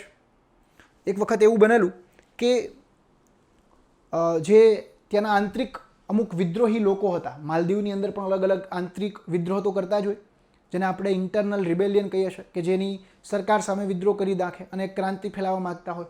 તો ભારત દેશે કેક્ટસ મિશનથી ભારતની પોતાની ફોર્સ મોકલી અને તે માલદીવનું જે બળવો હતો એને શાંત કર્યો હતો. એટલે ભારત દેશ એને નેટ સિક્યુરિટી પણ પ્રોવાઈડ કરે છે. જો ભારત દેશે અલગ અલગ સહાય પણ કરેલી છે. આ સોફ્ટ પાવર પોલિસીનું ઉદાહરણ છે. માલદીવમાં ક્રિકેટનું સ્ટેડિયમ બનાવી દીધું. ઓકે, બીજું ઇન્દિરા ગાંધી મેમોરિયલ સ્ટેડિયમ બનાવ્યું, ક્રિકેટનું સ્ટેડિયમ બનાવ્યું, જેને નામ આપ્યું Indira Gandhi Memorial Stadium. Defence ફોર્સને પ્રશિક્ષણ આપવું. માલદીવની જે ડિફેન્સ ફોર્સ છે, માલદીવની જે ડિફેન્સ ફોર્સ જે છે એને ભારત દેશના જે સૈનિકો જે છે એ શિક્ષણ આપે છે. તો આ કેવી પોલિસી થઈ? સોફ્ટ પાવર પોલિસી થઈ. કેવી પોલિસી થઈ? Soft power policy. આગળ વધીએ. બીજું, આર્થિક રીતે શું કર્યું? ભારત દેશનો માલદીવ અને ભારત દેશ, માલદીવનો ચોથો ભાગીદાર દેશ છે ભારત, પણ પ્રથમ તો ચાઇના જ છે. એટલે જો China business to business relation તો બધા દેશ સાથે બહુ સારા રાખે છે. એ ભારત દેશ માટે એક પડકાર છે કે ચાઇનાનું પણ માલદીવમાં હસ્તક્ષેપ વધી રહ્યું છે. ઓકે, લાઇન ઓફ ક્રેડિટ દ્વારા 800 મિલિયનની સહાય. લાઇન ઓફ ક્રેડિટમાં શું હોય કે સપોઝ દેટ 800 મિલિયન વાપરી નાખ્યા, પણ આમાંથી 400 મિલિયન ભારતને એને પાછા આપી દીધા, તો ફરી વખત એને 400 મિલિયનની લોન મળી શકે. એટલે કન્ટિન્યુઅસલી એને લોન મળતી હોય. ઓકે, લાઇન ઓફ ક્રેડિટ દ્વારા. તો એ પણ ભારત દેશે એને આપેલી છે. આગળ વધીએ. સંરક્ષણમાં વાત કરીએ તો ભારત દેશ અને જે માલદીવ વચ્ચે જે એક કવાયત થાય છે, જે મિલિટરી એક્સરસાઇઝ થાય છે, ભારત અને માલદીવ વચ્ચે જે મિલિટરી એક્સરસાઇઝ થાય છે એને કહેવાય છે ઇક્યુવેરિયન કવાયત. એ કવાયતનું નામ શું છે? ઇક્યુવેરિયન કવાયત. આ પ્રશ્ન પીટીમાં પૂછી નાખે કે ઇક્યુવેરિયન કવાયત નીચે પૈકી કયા બે દેશો વચ્ચે થાય છે? તો ભારત અને માલદીવ યાદ રાખવાનું. ભારત અને માલદીવ વચ્ચે જે કવાયત થાય છે, જે એક્સરસાઇઝ થાય છે, એનું નામ છે ઇક્યુવેરિયન કવાયત. ઓકે, આગળ. હવે જો ઓપરેશન કેક્ટાસ શું છે? મેં આગળ વાત કરી એ જ રીતે કે 1988ની અંદર માલદીવની અંદર અમુક જે લોકો હતા, આંતરિક વિદ્રોહી હતા, એ ત્યાંની સરકારને જે છે એ ગિરાવવા માગતા હતા. એની પાસે પણ પાવર વધારે હતો. તો ભારત સરકારે ત્યારે માલદીવને સહાય કરી હતી અને એ આંતરિક વિદ્રોહ દબાયો હતો અને દેશની એકતા અને અખંડતા જાળવી હતી માલદીવની. ઓકે, આગળ વધીએ. ચાલો. સભ્ય, જો બંને સાર્કના પણ સભ્ય છે. સાર્ક, આપણે આગળ સાર્કને બધું જોઈશું. સાર્ક એટલે south Asian association of regional cooperation. Bharat દેશની જે નેબરહુડ ફર્સ્ટ પોલિસી જે છે એમાં સાર્કનું પણ ઘણું મહત્વ છે. પણ હવે ભારત દેશ ધીમે ધીમે સાર્કથી બિમસ્ટેક તરફ ઝૂકે છે, કારણ કે સાર્કમાં એક ભારત દેશનો જે એક કાંટો જે છે પાકિસ્તાન પણ સાર્ક દેશનો સભ્ય છે અને માલદીવ પણ સાર્ક દેશનો સભ્ય છે. ઓકે, એટલે પાકિસ્તાન સાથે તો ભારત દેશને આમ પણ બનતું નથી. બીજું, બંને સભ્ય દેશ કોમન બીજા કેમાં છે? તો કે ઇન્ડિયન ઓશિયન રીમ એસોસિએશન, જેને આપણે ટૂંકામાં કહીએ છીએ IORA, ઇન્ડિયન ઓશિયન રીમ એસોસિએશનના પણ બંને દેશો જે છે સભ્ય દેશ.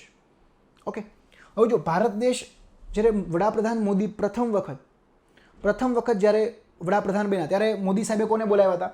મોદી સાહેબે પોતાની મિટિંગમાં મોદી સાહેબે જે છે સૌ પ્રથમ બોલાવ્યા હતા સાર્ક સભ્યોના દેશોને, સાર્કવાળાને બોલાવ્યા હતા.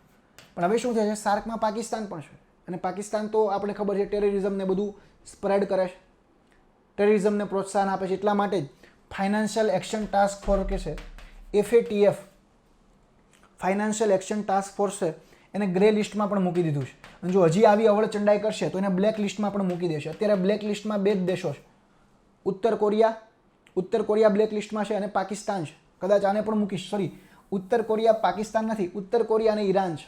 કારણ કે FATFમાં પણ આનો અમેરિકાનો દબદબો છે અને અમેરિકા હંમેશા ઈરાનને આઇસોલેટ કરવા માગે છે. તો ઇન્ડિયન આપણે જોતા હતા કે સાર્કથી આપણે શું કામ અળગા રહીએ છીએ. આ વખતે પ્રધાનમંત્રી જીતા તો પ્રધાનમંત્રીએ કયા સદસ્યોને બોલાવ્યા? બિમસ્ટેકના સભ્ય દેશો. બિમસ્ટેકનું પૂરું નામ છે Bay of Bengal initiative for multi sectoral technical and economic cooperation.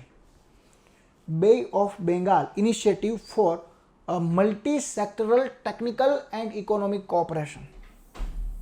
તો તો બિમસ્ટેકના સદસ્યોને એટલા માટે બોલાવ્યા કે નેબરહુડ ફર્સ્ટ પોલિસીને તો આપણે સ્ટ્રોંગ કરવી જ હતી, પણ હવે આપણું ફોકસ છે act Asia policy, act East Asia policy, એટલે કે આસિયાન દેશો સાથે સંબંધો વિકસિત કરવા. Act East Asia policy.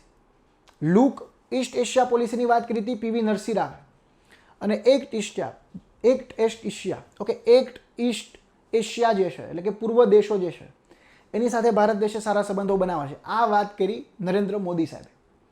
હવે જુઓ, આ નેબરહુડ ફર્સ્ટ અને આ બંનેને સાથે રાખવી હોય, એક કાંકરે બે નિશાન, તો તમારે બિમસ્ટેક સભ્ય દેશો સાથે જોડાવવું પડે, કારણ કે મ્યાનમાર છે, થાઈલેન્ડ છે, એ સેતુ છે કોના કોના વચ્ચે? Neighbourhood first policy. તમારે આસિયાન દેશો વચ્ચે સાથે પહોંચવું હોય તો તમારે મ્યાનમાર અને થાઈલેન્ડ થઈને આગળ વધવું પડે. ઓકે વિદ્યાર્થી મિત્રો, જો આ કેટલું હું સોફ્ટલી બધું ભણાવું છું.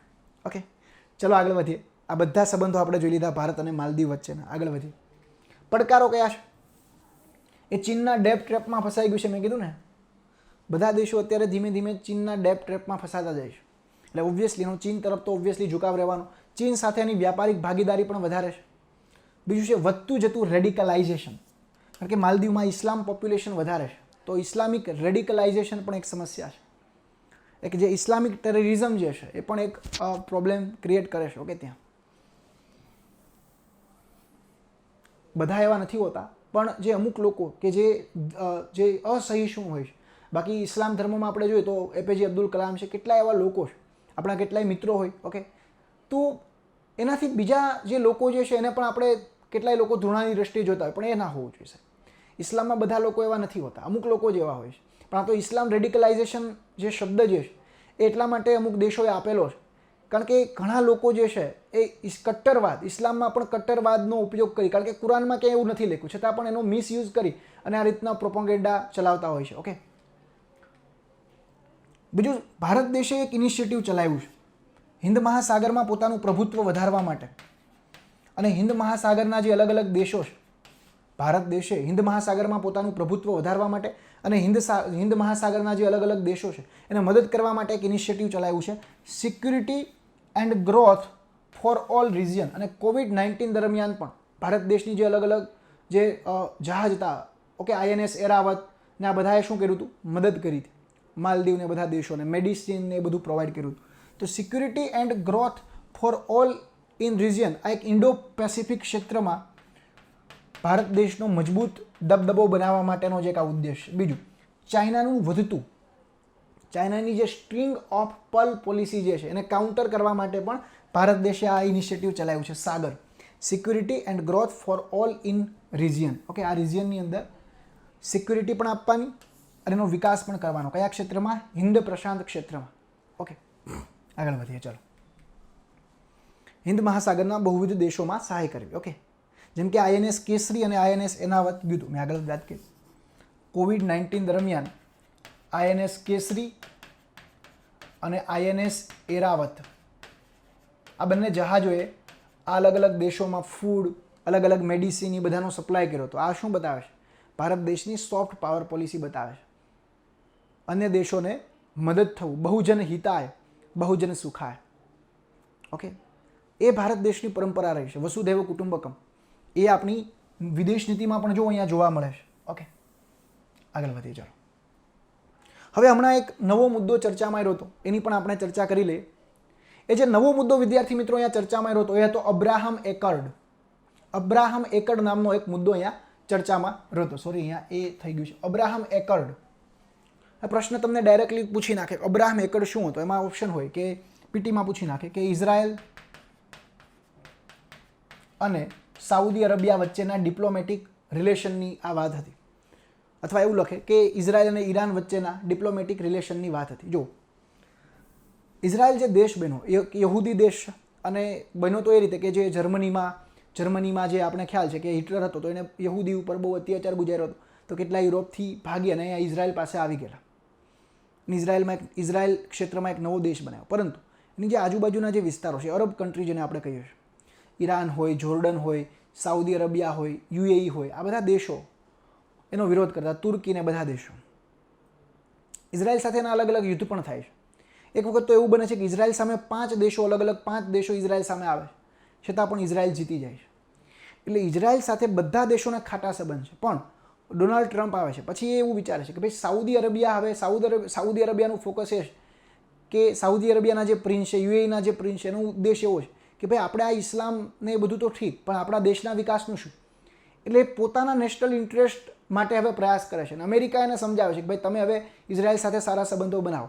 તો આ અબ્રાહમ એકોર્ડનો ઉદ્દેશ એ જ છે કે ભાઈ પહેલાંના અલગ અલગ ભેદભાવો ભૂલી, પહેલાં અલગ અલગ ખાટા સંબંધો ભૂલી અને ઇઝરાયલ અને યુએઈ અને ઇઝરાયલે સમજૂતી કરી કે ભાઈ હવે આપણે ડિપ્લોમેટિક સ્તરના સંબંધો બાંધીએ. અને આરબ દેશોનો આ પહેલો દેશ, બાકી તુર્કી કે જે બીજા અલગ અલગ દેશો છે એને ક્યારેય ઇઝરાયલને એક દેશનો દરજ્જો નથી આપ્યો અથવા દેશ સાથે સંબંધો ક્યારેય બનાવ્યા નથી.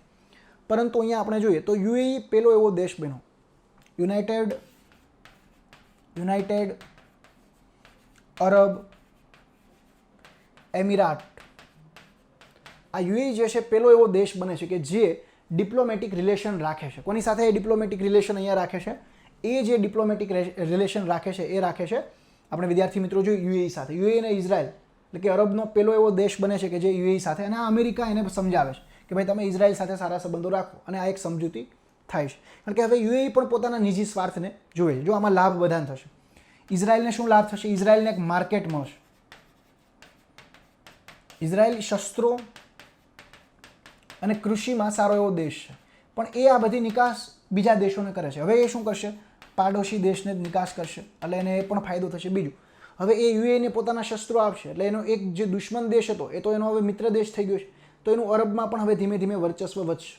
સમજાય છે? અને ધીમે ધીમે એવું પણ થશે કે સાઉદી અરેબિયા પણ ઇઝરાયલ સાથે આવી જશે.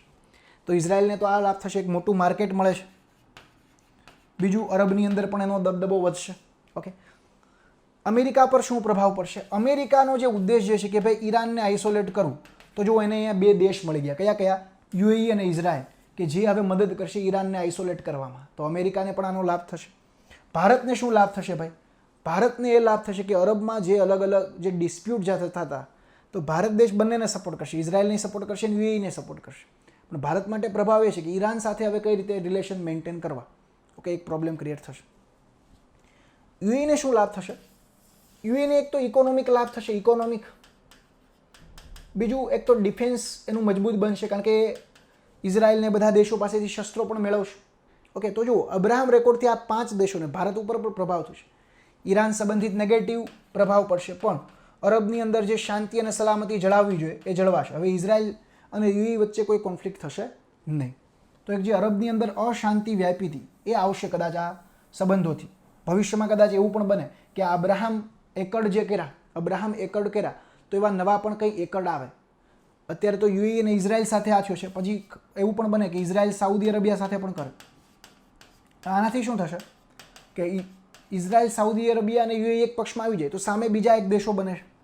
તુર્કી, જોર્ડન, ઈરાન, પાકિસ્તાન, આ બધા દેશો શું કરશે? આનો વિરોધ કરશે. ઇવન પાકિસ્તાને, તુર્કીએ તો આનો વિરોધ પણ કર્યો. પાકિસ્તાને અને તુર્કીએ અને મલેશિયાએ, આ બધા દેશોએ યુએઈને કેવું ગણાવ્યું? ગાંડું ગણાવ્યું. અને યુએઈ સાથે સંબંધો રાખવાની મનાઈ કરી દીધી કે અમે હવે યુએઈ સાથે રિલેશન નહીં રાખી. પણ એનાથી યુએઈને કંઈ ફેર નથી પડતો. કે પાકિસ્તાનને એ કંઈ ધ્યાનમાં ના લે. પાકિસ્તાનને હવે પાકિસ્તાનના પ્રાઇમ મિનિસ્ટરને એના લોકો સિરિયસલી નથી લેતા. ઓકે, આગળ વધીએ વિદ્યાર્થી મિત્રો. સપ્લાય ચેન રિઝાઇલન્સ ઇનિશિયેટિવ, આ શું છે જોઈએ. આ પણ એક કરંટમાં મુદ્દો હતો. આપણે 4 મહિનાનું કરંટ જોઈએ છે. ફરી વખત યાદ કરાવી દઉં. અને આ કરંટ કેનું છે? આઈઆરનું છે, આંતરરાષ્ટ્રીય સંબંધોનું છે. ઓકે, કયા કયા ટોપિક આપણે? Supply chain resilience initiative, SCRI. Okay, શું છે જોઈએ. કે અત્યારે કોરોના વાયરસ ચાલે છે, તો ભારત પાસે એક ઓપોર્ચ્યુનિટી છે. તો આ ભારત અને યુરોપિયન યુનિયનનો એક જો હવે શું છે, શું અત્યારે કે ભારત દેશ પાસે અત્યારે એક ઓપોર્ચ્યુનિટી છે. તો 3 દેશના વાણિજ્ય મંત્રીઓ ભેગા થયા, કોમર્સ મિનિસ્ટર, ભારત, જાપાન અને ઓસ્ટ્રેલિયા. આ 3 દેશો શું વિચાર્યું કે ભાઈ હવે આપણે ગ્લોબલ વેલ્યુ ચેઇનમાં જે આપણે ચાઇના પાસે જે મગાવતા હતા, તો જાપાન અને ઓસ્ટ્રેલિયા એવું કીધું ભાઈ ભારત દેશ પોતે જ પ્રોડ્યુસ કરે અને અમને માલ આપે, તો અમારે ચાઇના સુધી જવું નહીં. અને ચાઇનાની જે એક વ્યાપારિક ચાઇનાનો જે દબદબો છે ઘટાડો. તો સપ્લાય ચેન રિઝાઇલન્સ ઇનિશિયેટિવ, તો આ બધા દેશો પોતપોતાની રીતે હવે સપ્લાય કરશે. અને આ એક ઇનિશિયેટિવ ભારત, જાપાન અને ઓસ્ટ્રેલિયા વચ્ચે થયું છે. અને આ 3 દેશો જો પાછા ક્વાડના પણ સભ્યો છે. આ 3 દેશો ક્વાડના પણ સભ્યો છે અને ક્વાડનો ઉદ્દેશ શું છે? ચાઇનાને કાઉન્ટર કરવું. અને આ 3 સિવાય બીજો પણ એક કયો સદસ્ય છે? અમેરિકા. કે ઇન્ડો પેસિફિક ક્ષેત્રમાં ચાઇનાને કાઉન્ટર કરવું અને શાંતિ, સલામતી અને મુક્ત વ્યાપારને સુનિશ્ચિત કરવો, એ જ આ 4 દેશનો ઉદ્દેશ છે. ક્વાડ એટલા માટે, ક્વાડ એટલે 4 થાય ને આ 4 દેશો જ આમાં આવે છે. ઓકે, ચલો આગળ વધીએ. તો ભારત, જાપાન, ઓસ્ટ્રેલિયાના વાણિજ્ય મંત્રાલયો દ્વારા પહેલ કરવામાં આવી છે. શું નામ શું છે? Supply chain resilience initiative. હેતુ શું છે? Diversification of supply chain. જે ચાઇનાનો દબદબો હતો એ ઘટાડો. ચીન અને અમેરિકાનું જે વ્યાપાર યુદ્ધ છે એમાં આ બધા દેશોને જે નુકસાની થાય છે ટ્રેડ વોરમાં, તો ટ્રેડ વોરમાં એક ઓપોર્ચ્યુનિટી ક્રિએટ થઈ છે. આ ઓપોર્ચ્યુનિટીનો લાભ લેવો આ 3 દેશોએ. ઇન્ડો પેસિફિક ક્ષેત્રમાં આડકતી રીતે શું કરવું? મજબૂતાઈ આપવી. ઓકે, આપવી. ઇન્ડો પેસિફિક ક્ષેત્રને પણ કેવું કરવું? મજબૂત કરવું. આગળ વધીએ. આપત્તિ દરમિયાન જે છે એ 3 દેશો સાથે રહેશે. કારણ કે આ કોરોના શું છે? Corona is one kind of આપત્તિ. કોરોના શું છે? એક પ્રકારની આપત્તિ છે. તો આ આપત્તિ દરમિયાન સાથે રહેવું એ પણ એક ઉદ્દેશ. તો આ સપ્લાય ચેન રિઝાઇલન્સ ઇનિશિયેટિવ જે છે એના ઉદ્દેશો આ છે. Supply chain resilience initiative. ચીન જેવા દેશોની નિર્ભરતા ઘટાડવી, કારણ કે ચીન ઉપર આપણે નિર્ભર હતા. તો હવે તમારે પીટીમાં તો એટલું જ યાદ રાખવાનું, સપ્લાય ચેન રિઝાઇલન્સ ઇનિશિયેટિવ. કયા કયા દેશો કર્યું? ભારત, જાપાન, ઓસ્ટ્રેલિયાના વાણિજ્ય મંત્રાલયોની આ પહેલ છે. હવે આપણે છેલ્લો આ ટોપિક આ લેક્ચરની અંદર જોઈ લઈએ. ઇન્ડિયા વિયેતનામ સંબંધો. ઓકે, ઇન્ડિયા વિયેતનામ સંબંધો શું છે જોઈએ. શા માટે આ ચર્ચામાં રહ્યું હતું? 17મી બેઠક થઈ હતી. ઇન્ડિયા અને વિયેતનામ જે છે દ્વિપક્ષીય 17મી બેઠક થઈ હતી. વ્યાપાર એટલે કે trade, economically, science and technology, આ 3 ક્ષેત્રોમાં જે છે ભાગીદારી વધારવી એના માટેનો ઉદ્દેશ હતો આ 17મી મિટિંગ. હવે આપણે અહીંયા ચર્ચા એ કરીશું કે ભાઈ ભારત અને વિયેતનામના સંબંધો કયા છે. વિયેતનામ એટલે કયો દેશ? તો કે આ પણ આસિયાનનો જ ભાગ છે. વિયેતનામ કેનો ભાગ છે? આસિયાનનો. વિયેતનામ જે છે આસિયાનનો ભાગ છે. આસિયાનનું ફૂલ ફોર્મ શું છે? ASEAN, association of south East Asian nation. ASEAN. તો અને ભારત દેશની પોલિસી કઈ છે? Act East policy. ઓકે વિદ્યાર્થી મિત્રો, તો આને મજબૂત કરવી છે ભારતે, તો ઓબ્વિયસલી વિયેતનામનો સપોર્ટ લેવો જ પડશે. તો ભારત અને વિયેતનામના સંબંધો કેવા છે એની આપણે અહીંયા ચર્ચા કરીશું. જોઈએ સંબંધો આપણે અલગ અલગ એંગલથી જોઈએ. જો ભારતને યુનાઇટેડ નેશન સિક્યુરિટી કાઉન્સિલની અંદર કાયમી સદસ્ય મળે, યુનાઇટેડ નેશનલ સિક્યુરિટી કાઉન્સિલમાં ભારત દેશ હંમેશા પ્રયાસ કરે છે કે ભારત દેશને એનું સદસ્ય પદ મળે, તો એમાં વિયેતનામ ભારતને સપોર્ટ કરે છે. કારણ કે જેથી ચાઇનાને કાઉન્ટર કરી શકાય. ઓકે, કારણ કે વિયેતનામનું પણ માથું દુખાવી દીધું ચાઇનાએ, કારણ કે ત્યાં 9 ડેશ લાઇન ડ્રો કરી નાખી છે અને પોતાનું આધિપત્ય જમાવવા માગે છે. ઓકે, હવે જુઓ, ભારત દેશને યુનાઇટેડ નેશન સિક્યુરિટી કાઉન્સિલનું પદ મળે એ માટે ભારત દેશે અન્ય 4 દેશો સાથે મળી અને એક નવું ગ્રુપ પણ બનાવ્યું છે, જે ગ્રુપને કહેવાય છે G4. આ ક્વેશ્ચન જીપીએસસીમાં પૂછાઈ ગયો હતો. G4માં કયા કયા દેશ છે? Bharat, Germany,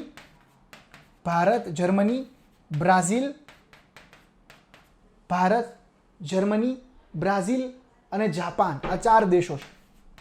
okay, Bharat, Germany, Brazil અને જાપાન, આ 4 દેશોએ મળીને G4 ગ્રુપ બનાવ્યું છે. કયું ગ્રુપ બનાવ્યું છે? G4. ઓકે, ચલો આગળ વધીએ. બીજું એવું કહે છે કે એશિયા પેસિફિક ઇકોનોમિક કોઓપરેશન, જેમાં ભારત સભ્ય નથી. હકીકતમાં ભારત પણ એશિયા પેસિફિક ક્ષેત્રમાં નથી આવતો, આમ તો એશિયા પેસિફિક ક્ષેત્રમાં. એટલે જે એપેક જે છે, વિયેતનામ એવું કહે છે કે ભાઈ ભારત પણ એપેકમાં જોડાય, એવી વિયેતનામની ઈચ્છા છે, જેથી એક ટ્રેડ ડીલ સારી બને. પણ ભારતને આમાં કોઈ જોડાવાની ઈચ્છા નથી, પણ એ સપોર્ટ કરે છે કે ભારત એપેકમાં જોડાય, એશિયા પેસિફિક ઇકોનોમિક કોઓપરેશન. સંરક્ષણ માટે શું છે? તો કે સાઉથ ચાઇના સીમાં જે ચીનનો દબદબો વધી રહ્યો છે, એટલે ભારત દેશે એને 2 મિસાઇલોની સહાય કરી છે, આકાશ અને બ્રહ્મોસ. બ્રહ્મોસ તો આપણે સૌ જાણીએ છીએ, બ્રહ્મોસ એક હાઇપરસોનિક મિસાઇલ છે. ઓકે, ક્રૂઝ મિસાઇલ છે. બ્રહ્મોસ 2 હાઇપરસોનિક છે અને રશિયા અને ભારતે સંયુક્ત રીતે બનાવી હતી બ્રહ્મોસ મિસાઇલ. એ તો તમે સાયન્સ એન્ડ ટેકનોલોજીમાં ભણ્યા હશો એટલે વધારે ભણાવતો નથી. એટલે બ્રહ્મોસ અને આકાશ, આ 2 મિસાઇલ જે છે ભારતે એને આપી છે કે તમે વાપરો, જલસા કરો. પણ ચાઇના જે છે ને એ વધવું ન જોઈએ આગળ. ઓકે, આર્થિક રીતે ઉર્જા સંબંધિત ભારત દેશ શું ત્યાં કરે છે? ખનન પણ કરે છે. જેમ કે ઉર્જા સંબંધિત શું? વિયેતનામમાં જે સાઉથ ચાઇના સી છે, તો વિયેતનામની સરકારે ભારત દેશની એક કંપની છે ONGC વિદેશ, આ ONGC વિદેશને છૂટ આપી કે ONGC વિદેશ જઈ અને અહીંયા અમારી જે સાઉથ ચાઇના સી છે તેમાં ખનન કરી અને પેટ્રોલિયમને જે મળતું એ મળે. ONGC વિદેશ ગયું, ખનન કર્યું, પણ કાંઈ મળ્યું નહીં, એટલે ઉર્જા સંબંધિત પણ આવી ડીલ થઈ હતી. લાઇન ઓફ ક્રેડિટ અંતર્ગત $500 મિલિયન સહાય કરી છે ભારત દેશ. જો ભારત આર્થિક સહાય પણ કરે છે, પણ આ પાછા આપવા પડે. ઓકે, સાવ સહાય નથી કરી દીધી. બીજું, ભારત દેશનો ઉદ્દેશ્ય મેકોંગ ગંગા કોઓપરેશન, જેના માધ્યમથી શું બનાવવું? કનેક્ટિવિટી ઓછી છે, આ એક પ્રોબ્લેમ બહુ છે. તો કનેક્ટિવિટી માટે ભારતે શું કર્યું છે? તમારે એક્ટ ઈસ્ટ એશિયા પોલિસીને મજબૂત બનાવી, તો તમારે કનેક્ટિવિટી પણ સુધારવી પડશે, તમારે જોડાણ પણ સુધારવું પડશે. તો એના માટે ભારત દેશે એક કોર્પોરેશન ચલાવ્યું છે, મેકોંગ ગંગા કોર્પોરેશન. કારણ કે ત્યાંથી એક નદી, કંબોડિયા બધા દેશોમાંથી એક નદી વહે છે મેકોંગ, અને ભારતમાં ગંગા વહે છે. તો આ નદીઓના નામ પરથી, જો બ્રહ્મોસ મિસાઇલનું નામ પણ નદીઓથી જ છે, ભારતની બ્રહ્મપુત્રા અને રશિયાની મોસ્કોવો રિવર. તો જોડાણ માટે, કનેક્ટિવિટી માટે ભારત દેશે શું કર્યું છે? Mekong Ganga cooperation. કારણ કે આપણી એની સાથે એટલી બધી કનેક્ટિવિટી નથી. જો કનેક્ટિવિટી ના હોય તો વ્યાપાર કઈ રીતે થાય? તો પહેલી જ વસ્તુ છે, એટલા માટે જ મોદી સાહેબ 3 C આપે છે કે કોઈ પણ દેશ સાથે તમારે સારા સંબંધ બનાવવા, અથવા કોઈ પણ દેશ સાથે તમારે સારું એવું સંબંધ બનાવવા છે અથવા એનો વિકાસ કરવો છે, તો connectivity, commerce and communication are 3 major pillar to develop the relationship between 2 nation. Okay, એવું મોદી સાહેબ કહે છે, હું નથી કહેતો. ઓકે, ચલો આગળ વધીએ.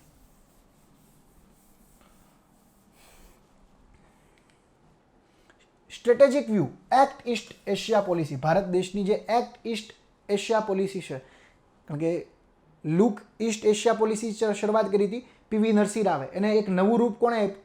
નરેન્દ્ર મોદી. કારણ કે નરેન્દ્ર મોદીને ખબર પડી ગઈ, પ્રધાનમંત્રીને ખબર પડી ગઈ કે ભાઈ નેબરહુડ ફર્સ્ટ પોલિસીને જો કન્ટિન્યુઅસલી પ્રાયોરિટી આપશું તો પાકિસ્તાન હંમેશા એમાં હસ્તક્ષેપ કરશે. તો આપણે કઈ બાજુ જાઓ? એક્ટ ઈસ્ટ એશિયા બાજુ. બીજું, આ નેબરહુડ ફર્સ્ટ પોલિસીમાં ચાઇના પણ શું કરશે? હસ્તક્ષેપ કરશે. નેપાળને એની બાજુ કરશે, બાંગ્લાદેશને એની બાજુ કરશે, માલદીવને એની બાજુ કરશે. પણ એક્ટ ઈસ્ટ એશિયા બાજુ આપણે જશું તો ત્યાં પાછો ચાઇના સાથે પણ એ દેશોને વિવાદ છે, તો એનું આપણે તકવાદી બનવાનું છે, એનું લાભ લેવાનું છે. એટલે આપણો નવો વ્યૂ શું છે? Act East Asia policy. એમાં પણ આ ભાગીદાર છે. પડકારો કયા કયા છે? RCEP, regional comprehensive economic partnership. આ ક્વેશ્ચન STIની મેન્સમાં પણ પૂછાઈ ગયો હતો કે STIની મુખ્ય પરીક્ષામાં RCEPનું. એટલે જો IRના ક્વેશ્ચન મુખ્ય પરીક્ષામાં આવે તો RCEPમાંથી ભારત હવે નીકળી ગયું છે, તો ટ્રેડમાં એક બેરિયર ક્રિએટ થશે. વિયેતનામ RCEPમાં છે, કારણ કે આસિયાન દેશો અને બીજા જે દેશો હતા, બીજા કયા દેશો હતા RCEPમાં? તો કે ચાઇના, ભારત, ઓકે, જાપાન, આ બધા અલગ અલગ જે દેશો હતા, Australia, New Zealand, okay, south Korea, total બીજા 6 દેશો હતા. આસિયાન +6 એ RCEP હતું. ઓકે, બીજું P2P એટલે કે પીપલ ટુ પીપલ રિલેશન નથી. વિયેતનામનું આખું કેવું છે કે એથનિક ચાઇનાને મળતું આવે છે. એના જે લોકો હોય ને એ બધાનું જે આપણે કહીએ એન્થ્રોપોલોજીમાં અભ્યાસ કરવામાં આવે, જેને આપણે રેસ કહીએ છીએ, રેસ. તો એ રેસ કોને મળતી આવે છે? ચાઇનાને મળતી આવે છે. તો પીપલ ટુ પીપલ રિલેશન જે છે એટલા બધા સારા નથી. આપણે કોની સાથે? વિયેતનામ સાથે. આપણે થાઈલેન્ડ ને બધે જતા હોય, પાછા મલેશિયા જતા હોય, સિંગાપુર જતા હોય, પણ અહીંયા એટલા બધા રિલેશન નથી. ઇન્ડોનેશિયા પણ આપણે જઈએ છીએ, કારણ કે ત્યાં રામાયણનો આપણે એક સંદર્ભ લઈએ, તો એક સોફ્ટ પાવર પોલિસી થાય, એ અહીંયા નથી થતી. બીજું, કનેક્ટિવિટીનો અભાવ છે. કનેક્ટિવિટી માટે તો શું કર્યું છે? પહેલ કરી છે Mekong Ganga cooperation. Mekong Ganga cooperation. Okay, આ પ્રકારની એક આપણે પ્રોજેક્ટ ચલાવ્યો છે. પરંતુ અહીંયા પ્રશ્ન શું થાય છે? ભારતનો મેં તમને પ્રશ્નની વાત કરી ને, પ્રોમિસ કરે છે, પ્રોમિસ બટ નોટ ડિલિવર. આ ભારતની મોટી સમસ્યા છે. ભારત દેશ બધાને પ્રોમિસ કરી દે કે ભાઈ અમે આ કરીશું, આ કરશું, પણ થતું નથી. અને એવું નથી કે આ મોદી સાહેબ આવ્યા પછી થયું છે, આ પહેલાં આવું જ થતું. પ્રોમિસ કરી દે છે પણ એ ડિલિવર નથી કરતા. એટલે શું થાય છે? ટ્રસ્ટ ડેફિસિટ ક્રિએટ થાય છે. ટ્રસ્ટ ડેફિસિટ, જો આ બધા શબ્દો મેન્સમાં લખવાના. Trust deficit. અહીંયા PT અને મેન્સની બંનેની તૈયારી સાથે થાય છે. હું ગેરંટી સાથે કહું, ગુજરાતમાં IR આવું કોઈ નહીં ભણાવે તમને એટલું ડેપ્થમાં જે હું તમને અહીંયા ભણાવી રહ્યો છું. તો અહીંયા આપણે પડકારો પણ, ભારત અને વિયેતનામ સંબંધોની પડકારોની પણ ચર્ચા કરી લીધી. હવે આપણે વાત કરવાની છે ઇન્ડિયા એન્ડ સેન્ટ્રલ એશિયા ડાયલોગની, ભારત અને મધ્ય એશિયા વાર્તાલાપ. પણ અહીંયા હું મારો એક જે આંતરરાષ્ટ્રીય સંબંધોનો, જે કરંટ અફેરનો જે એક લેક્ચર જે છે પૂરો કરું છું, કારણ કે ખૂબ લાંબો લેક્ચર થઈ જાય એટલા માટે. હવે પછી આપણે પાર્ટ 2ની અંદર બીજા લેક્ચરની અંદર અહીંયાથી શરૂઆત કરશું. ભારત અને મધ્ય એશિયા વાર્તાલાપ, ઇન્ડિયા સેન્ટ્રલ એશિયા ડાયલોગ. તો વિદ્યાર્થી મિત્રો, આશા રાખું કે તમને આ લેક્ચરમાં ખૂબ મજા આવી હશે. જો મજા આવી હોય તો કોમેન્ટ બોક્સમાં જરૂર લખજો, તમારો પ્રતિભાવ આપજો. અને અમારી ધ્યેય જીપીએસસીનો ટીમનો ઉદ્દેશ, એ અનિલ સર હોય કે હું હોય, બધાનો ઉદ્દેશ, વિકાસ સર ને બધાનો ઉદ્દેશ એ જ છે કે તમને દિલથી જીપીએસસીનું કન્ટેન્ટ આપવું. તો વિદ્યાર્થી મિત્રો, જો તમને આ વિડીયો ગમ્યો હોય તો લાઇક કરો, શેર કરો તમારા ફ્રેન્ડ સુધી. આ પીટી પ્લસ મેન્સ, જે મેન્સની તૈયારી કરે છે એના માટે પણ આ વિડીયો એટલો જ મહત્વપૂર્ણ છે. વિદ્યાર્થી મિત્રો, આવજો, bye bye, Tata, C you again. જય હિન્દ, જય ભારત.